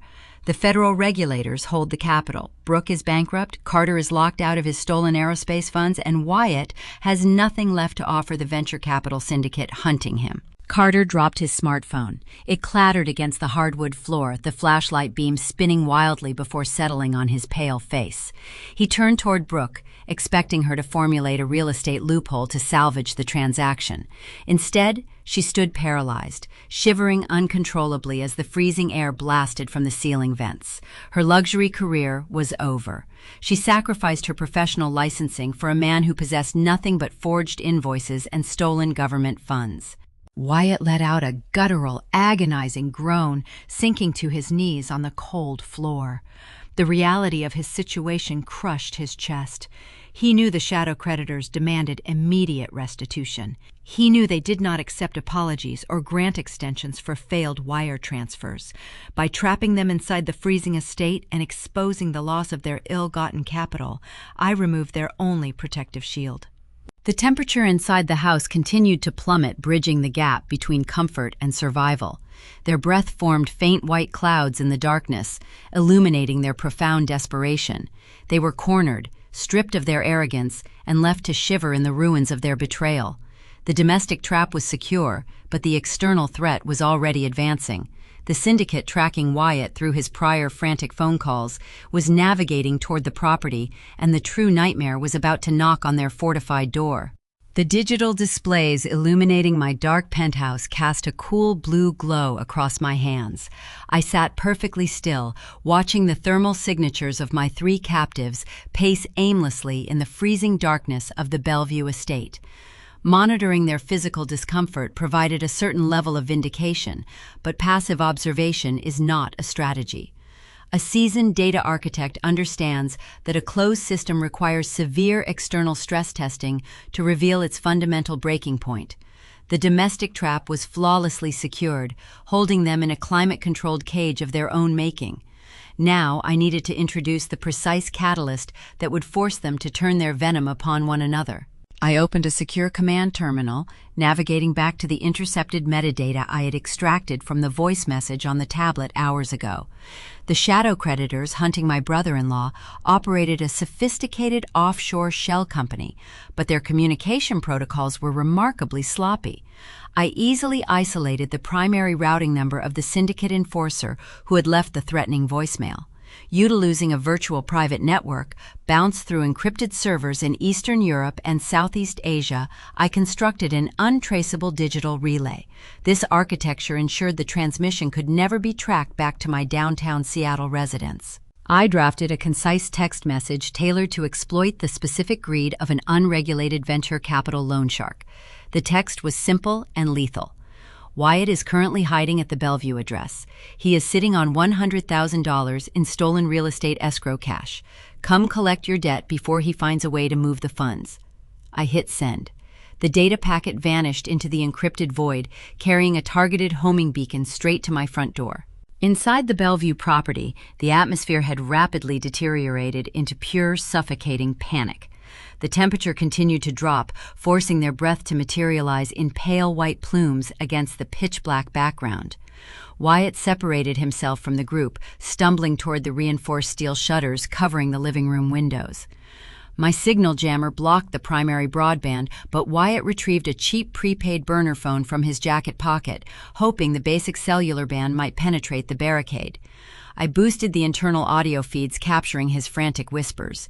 He dialed a number over and over again, pressing the cheap plastic device against his ear. He was attempting to reach the very creditors I had just contacted, begging for an extension he could never afford. The calls rang out endlessly, echoing in the hollow earpiece before dropping to automated voicemail. The enforcers were no longer accepting apologies or negotiations. They were already mobilizing. Carter paced near the kitchen island, his expensive leather shoes clicking erratically against the hardwood floor. His towering arrogance had entirely evaporated, replaced by the frantic energy of a cornered animal. The realization that his fraudulent aerospace embezzlement had triggered a systemic lockdown finally penetrated his towering ego. He patted his pockets, searching for a lifeline. He pulled out his secondary device, a highly secure corporate smartphone issued by his global aviation employer. Carter believed he possessed enough leverage within the company to call a senior logistics executive and demand an emergency extraction or a corporate legal bailout. He pressed the power button, expecting the familiar encrypted aerospace dashboard to illuminate the dark room. Instead, a harsh white light flooded his face. I smiled, leaning forward in my ergonomic chair. Carter failed to comprehend that the moment I accessed his hidden cloud drive, I also mapped his mobile device management profiles. Using a remote administration script, I had deployed a factory reset command directly to his corporate hardware. Carter stared at the bright glowing screen in profound horror. The display did not show his contacts or his secure email client. It showed a cheerful, generic welcome greeting, prompting him to select a language and connect to a wireless network. The phone was wiped clean. His corporate contacts, his secure messages, and his emergency lifelines were permanently erased into digital dust. He was stranded on an island of his own creation. The external surveillance cameras triggered a new proximity alert, pulling my attention to the pristine suburban street outside the estate. The quiet neighborhood, characterized by manicured lawns and peaceful evergreen shadows, was abruptly disturbed. 3 black luxury sport utility vehicles rolled into the cul-de-sac, moving with a predatory, synchronized precision. They did not park neatly along the curb. The drivers maneuvered the heavy machines directly onto my driveway, angling the headlights to illuminate the front porch in a blinding wash of artificial daylight. The engines idled with a low, menacing rumble. 4 men stepped out of the vehicles. They did not wear ski masks or carry visible weapons. They wore sharp, dark suits projecting the terrifying professionalism of unregulated debt collectors who operated far beyond the boundaries of polite society. They moved with a chilling calm, unbothered by the late hour or the upscale environment. The lead enforcer approached the front door, stepping onto the porch with heavy, deliberate strides. He did not search for a doorbell. He raised a thick, leather-gloved fist and struck the center of the reinforced smart door. The impact resonated through the entire structure like a physical shock wave. The acoustic sensors inside the home picked up the deep, booming thud, transmitting the terrifying sound through my studio monitors. Inside the freezing living room, the 3 conspirators froze. The blood drained entirely from Brooke's face, leaving her complexion a sickly, ashen gray. Another heavy strike rattled the doorframe. The sheer force behind the pounding indicated these men were not planning to leave empty-handed. Wyatt backed away from the entryway, his hands shaking violently as he dropped his useless burner phone onto the floor. "They found me," Wyatt stammered, his voice cracking into a high-pitched whine. "They are here for the crypto deficit. If they get inside, they are going to kill me." Brooke turned slowly toward Carter, her eyes wide with a horrifying realization. Throughout their entire illicit affair, Carter had sold her a narrative of limitless wealth and corporate prestige. He promised her a life of luxury, eco-resorts, imported electric vehicles, and high society influence. Now she was trapped inside a freezing steel box, plunged into darkness, listening to underworld thugs attempt to batter down the front door. The charming aerospace broker she threw away her career for was standing in the dark, holding a wiped smartphone, shivering in his expensive suit. "You told me we were safe," Brooke shrieked, the sheer terror fracturing her carefully cultivated composure. "You told me the escrow money would clear and we would leave the country. Who are those men, Carter? Why are criminals trying to break into the house?" Carter tried to shush her, waving his hands frantically toward the reinforced windows. "Keep your voice down," he hissed, his tone stripped of all its former manufactured authority. "They cannot get through the storm shutters. We just have to wait them out." "Wait them out," Brooke repeated, her voice escalating into a hysterical, piercing wail. "My brokerage account is empty. The federal regulators seized my money. We are trapped in a freezing house, and you want to sit in the dark while gangsters break down the door? You are not a millionaire, Carter. You are a fraud. You stole from your company, and you dragged me into a federal investigation." The pounding on the front door intensified, rattling the heavy brass fixtures. The syndicate enforcers realized the home was fortified, and they were beginning to test the structural integrity of the barricades. The heavy, rhythmic strikes echoed through the empty hallways, amplifying the psychological torture. Brooke backed away from the man she thought would elevate her social standing, viewing him now with unvarnished revulsion. Carter stood, paralyzed, unable to formulate a lie convincing enough to soothe her escalating panic. Wyatt curled into a tight ball near the baseboards, weeping quietly into his hands. I watched the thermal signatures on my screen shift and separate. The pressure cooker I had designed was functioning flawlessly. The external threat of the loan sharks colliding with the internal reality of their frozen bank accounts created a volatile, explosive environment. Their towering arrogance had been systematically dismantled, leaving only raw, primal fear. They were no longer a unified front of arrogant thieves. They were three cornered animals trapped in a freezing cage, staring at each other with mounting venom. The heavy thuds on the exterior door provided the perfect percussive soundtrack to their impending collapse. I adjusted the audio recording parameters on my servers, ensuring I captured every single syllable of the mutual destruction that was about to unfold.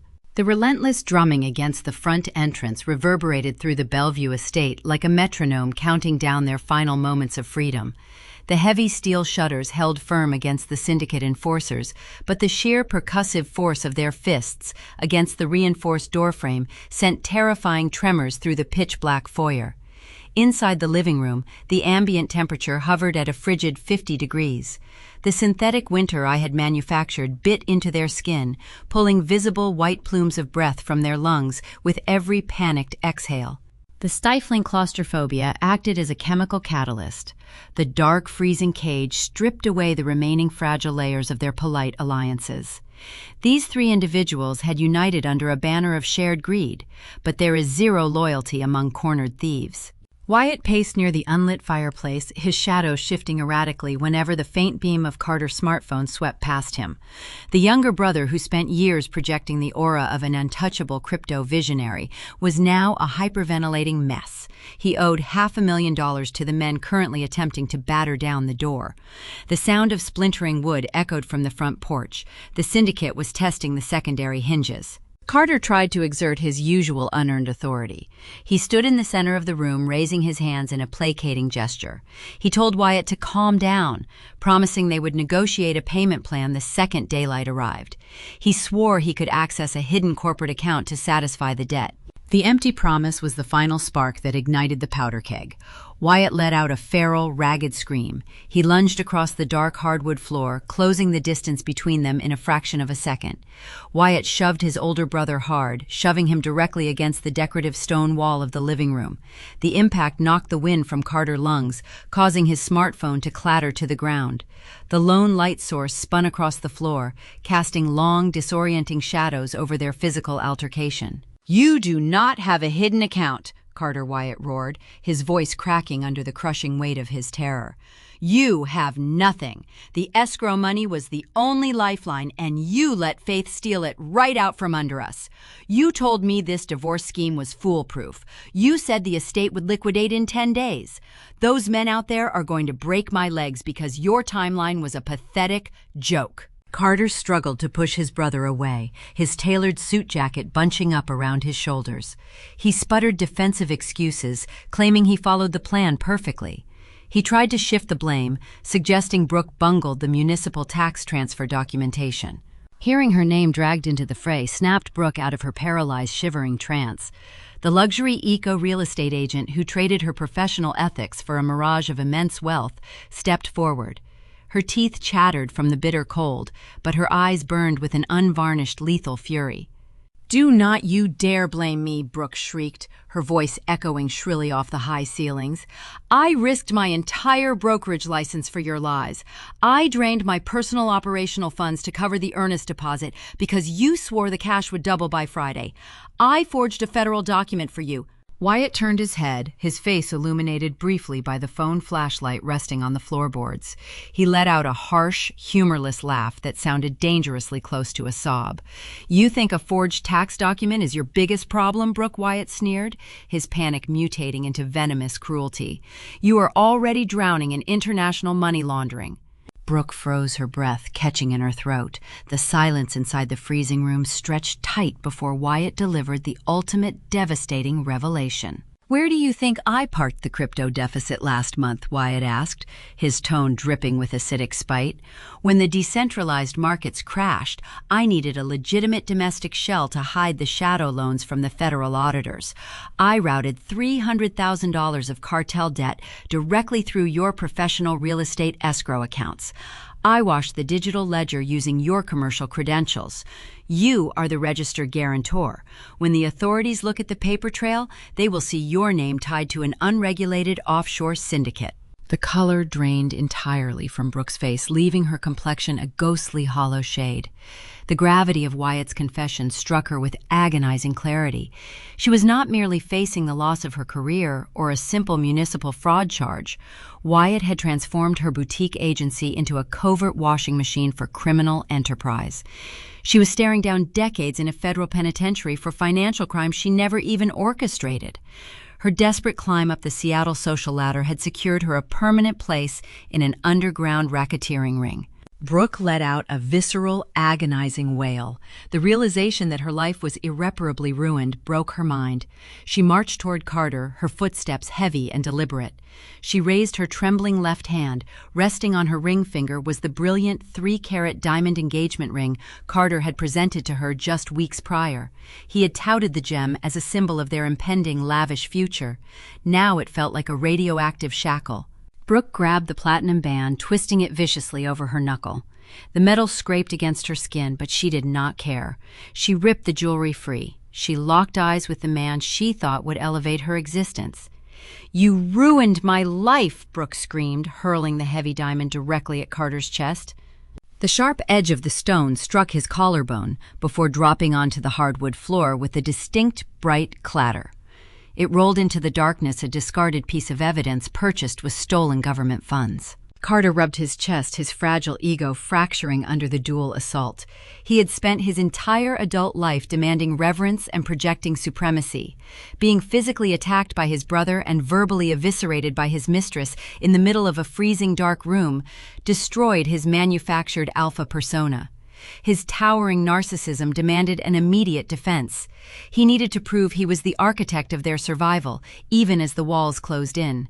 "You ungrateful parasites!" Carter shouted, his voice booming with desperate defensive rage. "You think I wanted to play these games? I funded everything. I carried both of you. Where do you think the money for that diamond came from, Brooke? Where do you think the capital for your electric SUV and your mountain resorts originated? It did not come from a mid-level parts broker's salary." Carter stepped forward, thrusting his chest out, trying to reclaim his dominance. "I embezzled every single dime from the aerospace procurement accounts," Carter confessed loudly, his words pouring out in a torrent of arrogant justification. "I fabricated titanium vendor invoices for 14 straight months. I routed federal logistics capital through offshore holding firms to keep this entire family afloat. I risked my freedom stealing hundreds of thousands of dollars from defense contractors to pay for your lifestyle and bail Wyatt out of his miserable failures. I was saving us." Sitting 60 floors above the city in my secure downtown penthouse, I felt a profound, chilling satisfaction wash over my skin. I leaned toward my primary monitor, watching the audio transcription software translate their shouted dialogue into crisp green text across the screen. My custom-engineered acoustic arrays, installed discreetly within the Bellevue ceilings, operated with flawless precision. The noise-canceling filters isolated their voices, eliminating the background pounding from the syndicate enforcers outside. Every hysterical accusation, every detailed admission of money laundering, and every explicit confession of corporate aerospace embezzlement recorded in pristine, unredacted, high-fidelity audio. I did not need to hunt for missing puzzle pieces or hire private investigators to build a circumstantial case. The intense claustrophobia and the plunging temperatures had done the heavy lifting for me. They had turned on each other, tearing their fragile syndicate apart and handing me the exact verbal confessions required to seal their legal coffins. They were effectively acting as their own federal prosecutors, offering undeniable testimony into a live microphone. I clicked the mouse, ending the recording session. The software compiled the raw audio file, encrypting it with a secure digital timestamp. I dragged the pristine audio recording into the master black folder resting on my desktop. The portfolio was now an impenetrable masterpiece of criminal evidence. It contained the forged eco-tax transfer documents, the offshore routing numbers, the fabricated titanium invoices, the security footage of the burglary, and the explicit vocal admissions of their entire racketeering network. The domestic dispute was over. It was time to initiate the systemic eradication. I opened a specialized encrypted browser, navigating directly to a highly secure whistleblower portal maintained by the Federal Bureau of Investigation White-Collar Crime Division. This specific gateway bypassed local jurisdictions, routing actionable intelligence straight to the senior agents tasked with dismantling interstate corporate fraud. I filled out the anonymous submission forms with sterile exactitude. I uploaded the comprehensive evidence portfolio. The progress bar illuminated my calm, unblinking reflection in the monitor. It moved steadily across the screen, transferring gigabytes of catastrophic data into the hands of the United States justice system. The transmission reached 100%. The portal flashed a green confirmation code, locking the submission into the federal database. The evidence was officially out of my hands and secured within the governmental machinery. Outside the Bellevue estate, the shadow creditors continued their relentless assault on the reinforced doors. They believed they were the most dangerous threat hovering over Wyatt and Carter tonight. They were deeply mistaken. The syndicate merely represented a localized physical danger. The true executioner was already mobilizing in the digital ether. The federal algorithms were analyzing the payload, cross-referencing the aerospace vendor codes, and preparing a nationwide response. The trap had closed, the confessions were logged, and the inescapable financial guillotine was preparing to drop. The upload progress indicator vanished from my monitor, leaving the screen radiating a calm, sterile light. I had surrendered the raw audio files and the digital ledgers to the federal authorities. Government agencies often require hours to process complex arrest warrants and mobilize tactical units. Financial institutions, however, operate at the speed of light. Banking compliance algorithms do not sleep. They do not request permission from a judge to initiate a preliminary freeze when presented with incontrovertible evidence of interstate racketeering. The poisoned contract Nolan drafted for our dummy corporation contained a specific cross-collateralization clause. By signing that document, Carter and his mistress legally tethered their entire financial identities to a fraudulent transaction. I integrated the federal submission confirmation code directly into the escrow portal. The digital tripwire snapped. I opened my secondary display to observe the global financial network respond in real time. The system behaved like an immune response neutralizing a dangerous virus. Within seconds, automated requests routed through the national clearinghouses, flagging every single Social Security number attached to the forged municipal tax document. Inside the freezing Bellevue estate, the shouting match had exhausted them. They stood in the dark, shivering, listening to the relentless pounding on the reinforced steel doors. Then a sharp synthetic vibration pierced the quiet interior. A pale green light illuminated Carter's left wrist. His expensive smartwatch buzzed. He raised his arm, his eyes narrowing to read the tiny notification screen. It was an automated text from his primary banking institution, code 44A. Account restricted pending federal review. Before he could swipe the message away, another vibration shook his wrist, then a third. A rapid cascade of digital alerts flooded his device. His aerospace pension fund triggered an immediate lockdown. The secret offshore routing accounts, which he believed were insulated from domestic oversight, flashed 0 available balances. The international banking treaties he thought he had cleverly bypassed share automated fraud registries. Every dime he stole from his employer, every dollar he hoarded to build his new life, was suspended in an impenetrable governmental void. He stared at his wrist, the green glow reflecting off his terrified wide eyes. He tapped the glass face of the watch repeatedly, his breathing growing shallow and erratic. The sweat gathering on his forehead defied the plunging temperatures inside the room. Brooke stood a few feet away, her arms wrapped tightly around her shivering torso. The glowing screen of her own phone caught her attention. She had anchored her entire identity to her luxury real estate career. By applying her professional notary seal to a fabricated document, she handed the federal government the exact jurisdiction required to strip her bare. The Regulatory Commission initiated an immediate suspension of her broker license, wiping her profile from the registry. But the financial algorithm went much further. To secure restitution for the flagged earnest money deposit, the system placed a hard freeze on her personal assets. Her operational business accounts, her personal savings, and the credit lines she used to lease her designer wardrobe were entirely seized. The digital notification on her screen informed her that she possessed zero available credit. She was financially erased. The glamorous eco-luxury agent was now poorer than the day she first clawed her way into the Seattle market. She dropped the phone, letting it clatter against the hardwood floor. Her knees gave out. She sank to the ground, staring blankly into the darkness, stripped of the unearned wealth that fueled her towering ego. Wyatt did not need a text message to understand his fate. The crypto exchanges he relied upon to hide his cartel debt operated under strict anti-money laundering statutes. When his name hit the federal watch list, the compliance bots immediately locked his exchange profiles. The hardware wallets he cherished were useless without the network, but the custodial accounts holding his remaining digital scraps were officially confiscated by the Treasury Department. He stood in the corner, staring at the blank screen of his dead tablet. His posture crumpled. The realization that he could never repay the men pounding on the front porch stripped away his last shred of sanity. He sank to the floor, pulling his knees to his chest, whimpering quietly.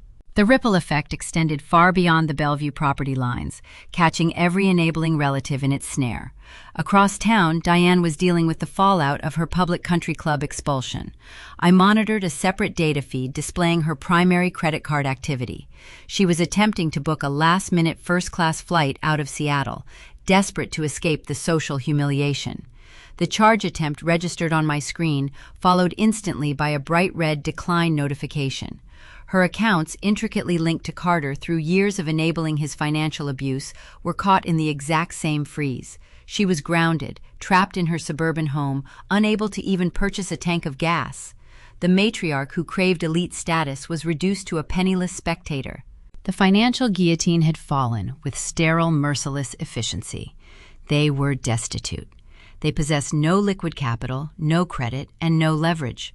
I sat in my ergonomic chair watching the thermal imaging feed of the freezing living room. A profound analytical satisfaction washed over me. These individuals had served me divorce papers over a birthday cake, grinning while they told me to take whatever I could get. They assumed their deception was foolproof. Now they were trapped in a synthetic winter, wearing expensive clothes they no longer owned, hunted by predators they could no longer pay off. The math was perfectly balanced. Humans often lie to themselves to justify their greed. They construct elaborate narratives to excuse their betrayals. Data does not lie. Numbers do not possess a conscience or an ego. When a ledger reaches zero, it offers no sympathy. I had weaponized the very systems they sought to exploit. Carter believed his charm could navigate any crisis. Brooke trusted her looks and fake prestige. Wyatt relied on unregulated shadow markets. All of them placed their faith in fragile illusions. I placed my faith in mathematics. The resulting equation left them with a remainder of nothing. The contrast between my quiet, serene penthouse and their freezing, chaotic cage highlighted the beauty of precise execution. I took a slow sip of my coffee, savoring the rich, dark roast as the final phases of the trap aligned. I watched their thermal signatures blend into a cluster of despair. Carter dropped to his knees next to his brother, the smartwatch still vibrating on his wrist with a relentless stream of cancellation notices. Brooke curled into a tight ball on the floor, sobbing uncontrollably as the reality of her ruined life crushed her spirit. They had nothing left to fight with. Their grand conspiracy was reduced to ash. The domestic dispute and the financial execution were merely the prelude. The external threat testing the perimeter of the smart home was escalating. The heavy thuds on the exterior doors shifted from rhythmic strikes to the sharp, distinct sound of heavy tools scraping against metal. The shadow creditors were losing patience. They brought industrial equipment to breach the barricade. The faint, grinding noise of a crowbar wedged into the doorframe echoed through my audio monitors. The syndicate intended to extract their payment in blood. But the true systemic force was already mobilizing. The evidence I transmitted to the federal authorities had reached the precise desks required to authorize a tactical raid.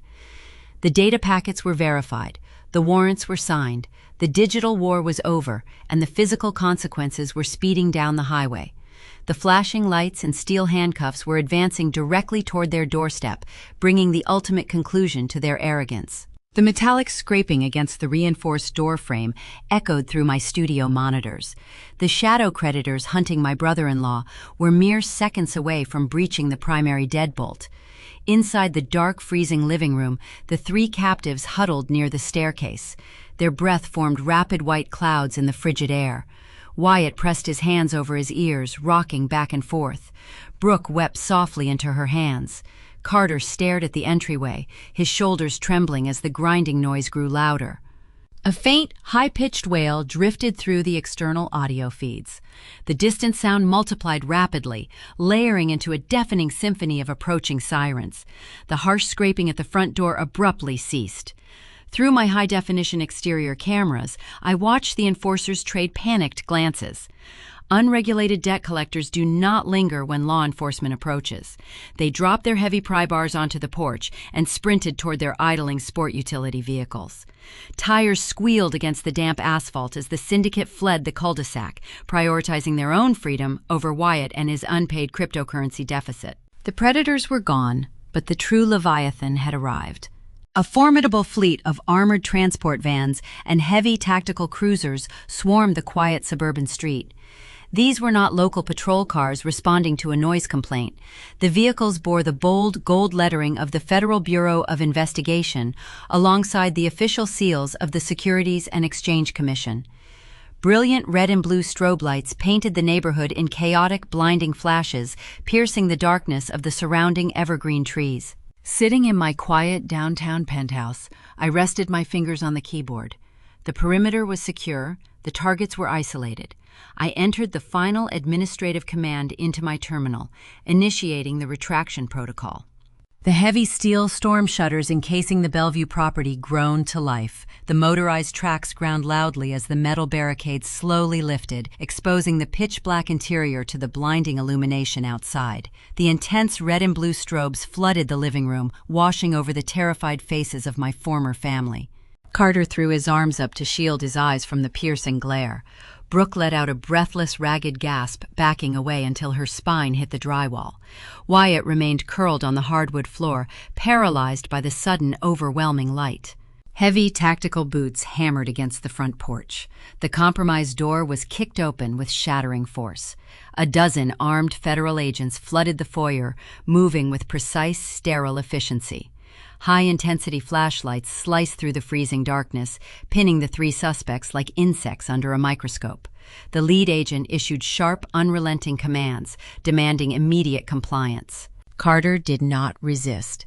The arrogant aerospace broker who had served me divorce papers with a smug grin just hours ago dropped to his knees on the freezing floor. He raised his hands above his head, his tailored suit hanging loosely on his trembling frame.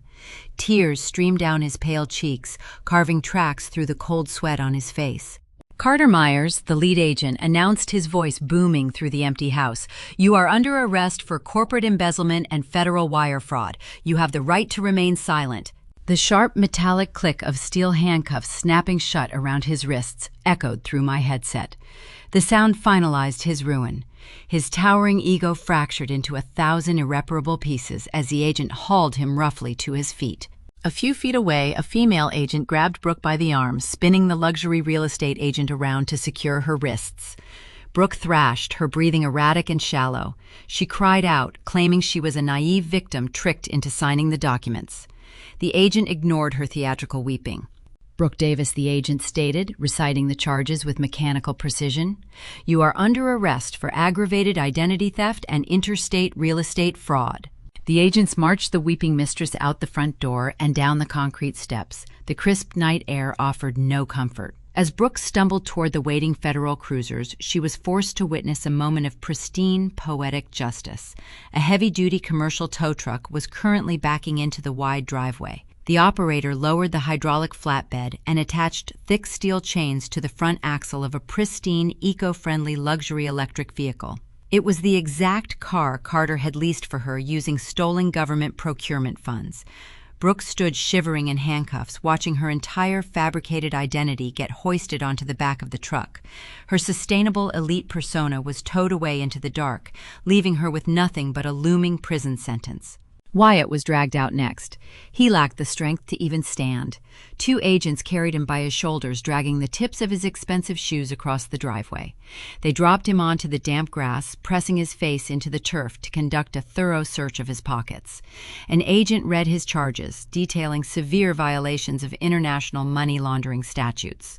The crypto visionary who mocked traditional wealth was now a federal detainee destined for a concrete cell. I closed my laptop. The digital orchestration was complete. It was time to witness the physical culmination of my design. I took the private elevator down to the subterranean garage of my high-rise building. My driver was waiting beside a sleek black town car. I climbed into the spacious leather interior, instructing him to navigate toward the Bellevue suburbs. The drive took less than 20 minutes. The roads were virtually empty, allowing the vehicle to glide smoothly through the night. The town car rolled to a silent stop at the edge of the police barricade. I stepped out onto the damp asphalt. The crisp fabric of my tailored navy suit shielded me from the cool wind. My posture remained straight, my gaze steady and unyielding. I walked past the flashing cruisers, my heels clicking in a slow, deliberate rhythm against the pavement. The neighborhood residents stood on their porches, clutching their robes, watching the spectacle unfold in their normally quiet cul-de-sac. Carter was standing near the rear door of an armored transport van, surrounded by 3 federal agents. His head hung low in utter defeat. As I approached the perimeter, the crunch of my footsteps drew his attention. He lifted his tear-streaked face and saw me standing under the harsh glare of the street lamp. A desperate, pathetic glimmer of hope sparked in his swollen eyes. He truly believed the societal conditioning of marriage would compel me to intervene. He thought the sight of his suffering would crack my analytical armor. He threw his weight forward, struggling against the agents gripping his shoulders. He sank to his knees on the rough concrete, scraping the fabric of his trousers. "Faith," he begged, his voice cracking into a raw, wretched sob.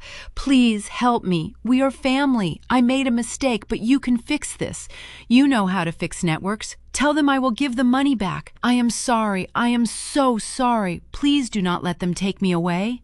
I looked down at the man who had shared my home for 6 years. I did not feel a single tremor of sympathy. I did not feel the fiery heat of anger. I felt the profound calm of a balanced ledger.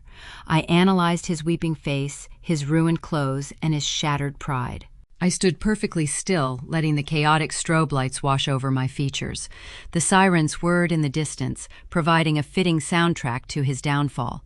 "You always hated my career, Carter," I said, my voice carrying a quiet, lethal certainty that cut through his desperate pleading. "You thought data architecture was just boring math. You never understood the beauty of predictive modeling." He stared up at me, his breath hitching, his eyes searching my face for a lifeline that did not exist.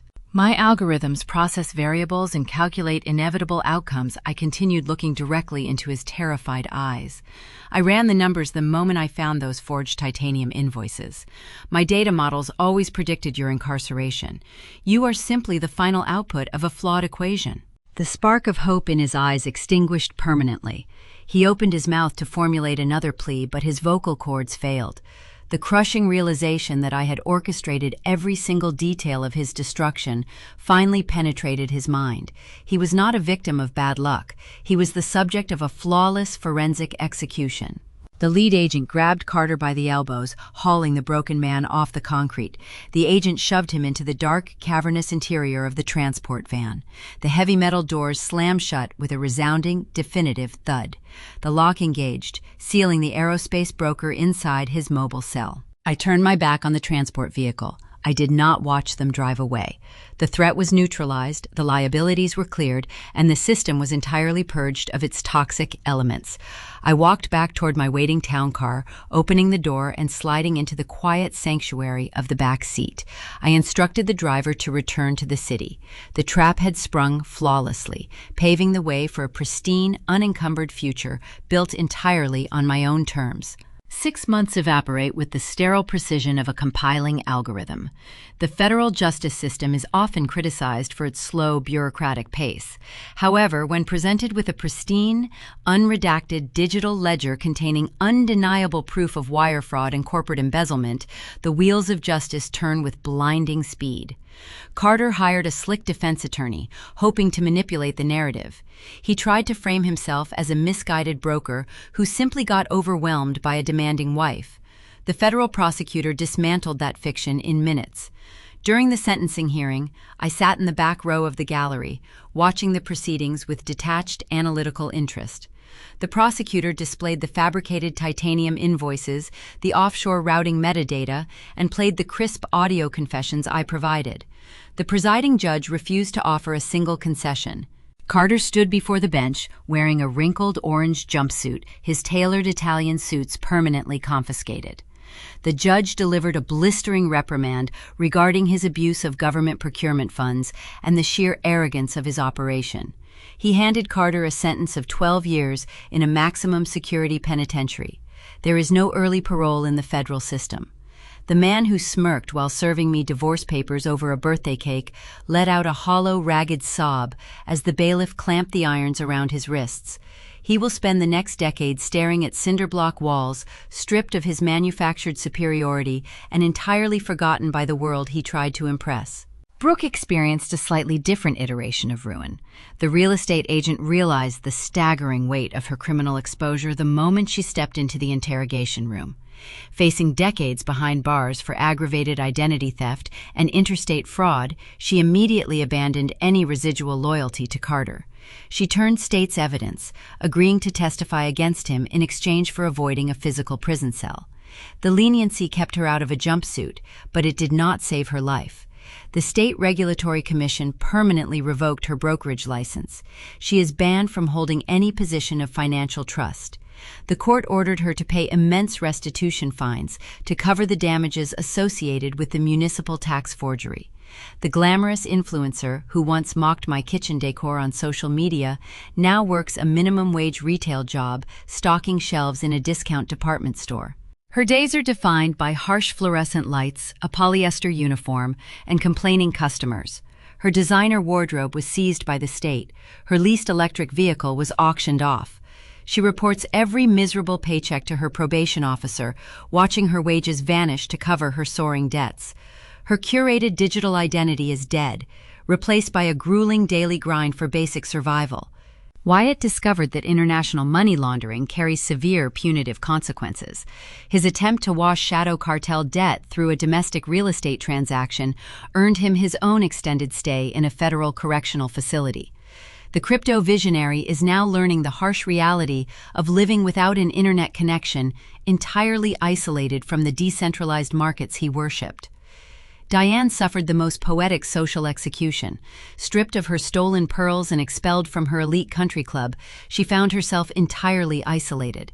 The affluent friends she spent years courting abandoned her the second the federal indictments hit the local news cycle. Furthermore, my corporate attorney Nolan initiated a relentless wave of civil litigation against her for the felony burglary she committed at my Bellevue estate. Drowning in legal fees and stripped of Carter and his stolen financial support, Diane was forced to vacate her comfortable suburban home. She currently resides in a cramped, ground-floor apartment on the outskirts of the city. The unit smells of damp plaster and cheap bleach. She spends her days pulling the plastic blinds shut, hiding from the neighbors, terrified someone might recognize the disgraced matriarch who tried to steal her way into high society. The toxic bloodline is fractured, bankrupted, and permanently silenced. While their lives descended into the gutter, my professional trajectory achieved a vertical ascent. The digital dossier I submitted to the federal authorities did not just secure criminal convictions. The evidence packet eventually reached the executive board of the global aerospace manufacturing firm Carter had systematically defrauded. The chief executive officer and the board of directors reviewed the forensic audit I constructed. They were astounded by the intricate data modeling, the precision of the breach identification, and the flawless execution of the containment strategy. They recognized that their own internal cybersecurity teams had failed to detect a leak that a single supply chain data architect dismantled in her home office. The aerospace executives requested a private meeting in their secure boardroom. They did not just thank me for exposing the embezzlement. They offered me a sweeping multi-million-dollar retainer to rebuild their entire global procurement security matrix. I accepted the contract and launched my own independent consulting firm. I now command a team of elite data engineers securing international supply chains against the exact type of internal threats my former husband represented. The financial compensation from that single contract eclipsed every asset I had previously accumulated. My logic and restraint yielded a fortune. I used a portion of that initial corporate capital to secure my physical environment. I did not return to the Bellevue smart home. That property served its purpose as a tactical snare, and I instructed Nolan to liquidate the asset entirely. Instead, I purchased a breathtaking penthouse in the heart of downtown Seattle, holding the deed free and clear under my own name. There are no joint accounts. There are no authorized users. The perimeter is fortified by biometric access protocols and impenetrable digital firewalls. The space is a sanctuary of clean lines, polished stone, and quiet elegance. The morning air in the Pacific Northwest carries a distinct crispness. I step out onto my expansive high-rise balcony, holding a ceramic mug of freshly brewed black coffee. The steam curls upward, blending into the cool breeze. The view from this elevation is unparalleled. The towering evergreens stretch out toward the horizon, meeting the jagged snow-capped peaks of the Cascade Mountains. The sunlight catches the distant glaciers, painting the landscape in vivid shades of gold and deep green. The city below hums with endless kinetic energy, but up here, the silence is pristine. Society often conditions us to believe that marriage or biology automatically entitles people to our resources, our patience, and our sanity. We are taught to endure disrespect in the name of familial loyalty. That is a dangerous, archaic fallacy. Respect is a reciprocal currency. When individuals treat your generosity as a weakness and your assets as their personal treasury, you owe them nothing but the consequences of their own actions. Carter believed he could discard me and take whatever he wanted. He failed to comprehend that I control the data. By protecting my assets and enforcing an unyielding firewall of steel against toxic parasites, I did not just survive a betrayal, I gained the entire world. The dust settles across the Pacific Northwest, leaving behind a profound, ringing silence in my high-rise sanctuary. Looking down at the shattered remnants of my former marriage, I realized the true tragedy did not begin when my ex-husband handed me divorce papers over a birthday cake. The collapse initiated decades earlier, inside a picturesque suburban home where a mother taught her sons that the world owed them a living. The ruin of Carter and his brother did not stem from a sudden stroke of bad luck. It was the inevitable harvest of a toxic, cultivated entitlement.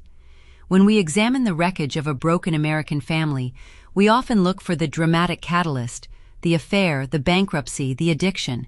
We rarely look at the soil where those weeds were planted. In modern American culture, we frequently obsess over the aesthetic of the traditional household. The driveway must feature the latest electric vehicles, the holiday cards must project flawless harmony, and the social media feeds must drip with curated perfection. Diane built her entire identity on this fragile veneer. She raised her boys to worship the appearance of success while harboring a deep contempt for the grueling, unglamorous labor required to actually achieve it. She handed them a compass that always pointed toward shortcuts, bypassing the essential milestones of character development.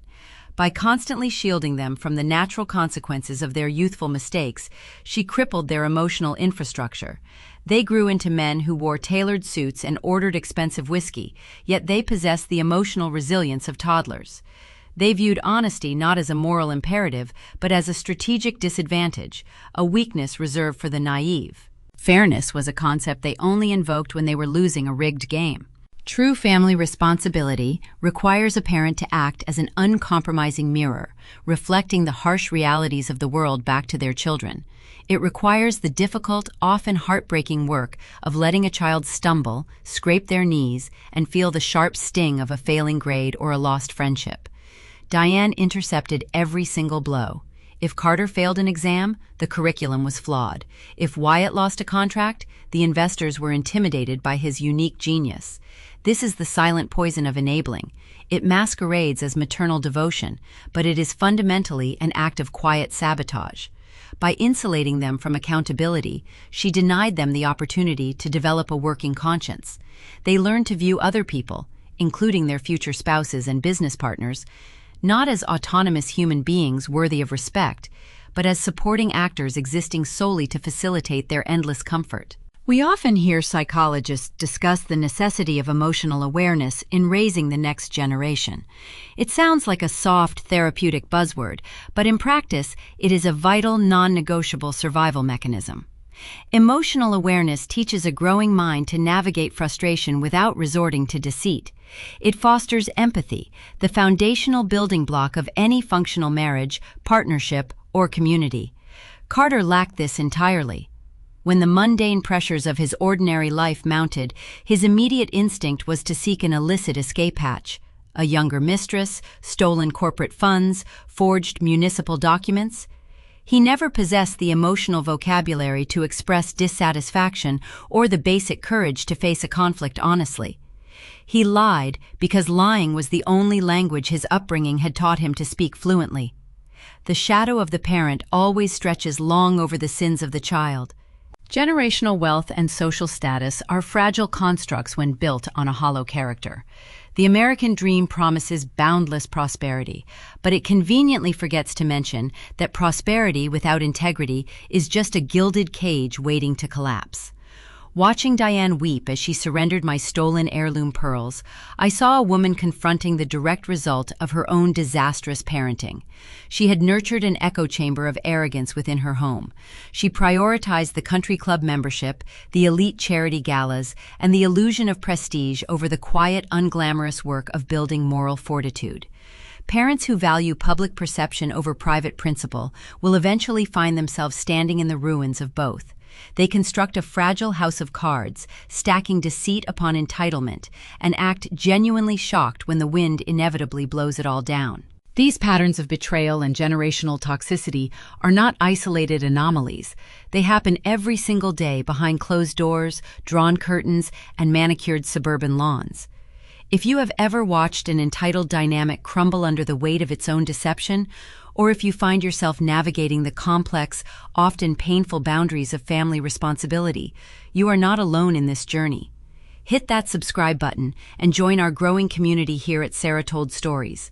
We share narratives that strip away the polite illusions, diving deep into the raw, unfiltered truth of human relationships and the poetic justice that follows. Share your own experiences in the comments below, because shining a light on these hidden shadows is the first crucial step toward breaking the cycle for good. We are continuously conditioned by society to believe that a parent's ultimate duty is to shield their child from the harshness of the world.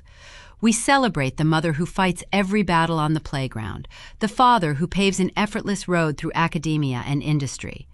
We label this relentless shielding as unconditional love, wearing it as a badge of traditional family honor.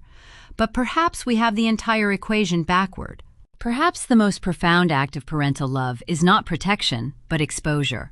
To raise a child capable of surviving the ruthless complexities of modern life, you must be willing to let the world bruise them. You must step aside and let the fire singe their fingertips so they learn to respect the unpredictable nature of the flame. A parent who removes every obstacle does not raise a conqueror. They raise a casualty waiting for a crisis. Unconditional love without unconditional accountability is merely a slow, quiet execution of a child's potential. In the end, the deepest betrayal is not the spouse who hands you divorce papers over a birthday cake, but the upbringing that convinced him he could burn down a home and somehow walk away from the ashes unscarred. The fire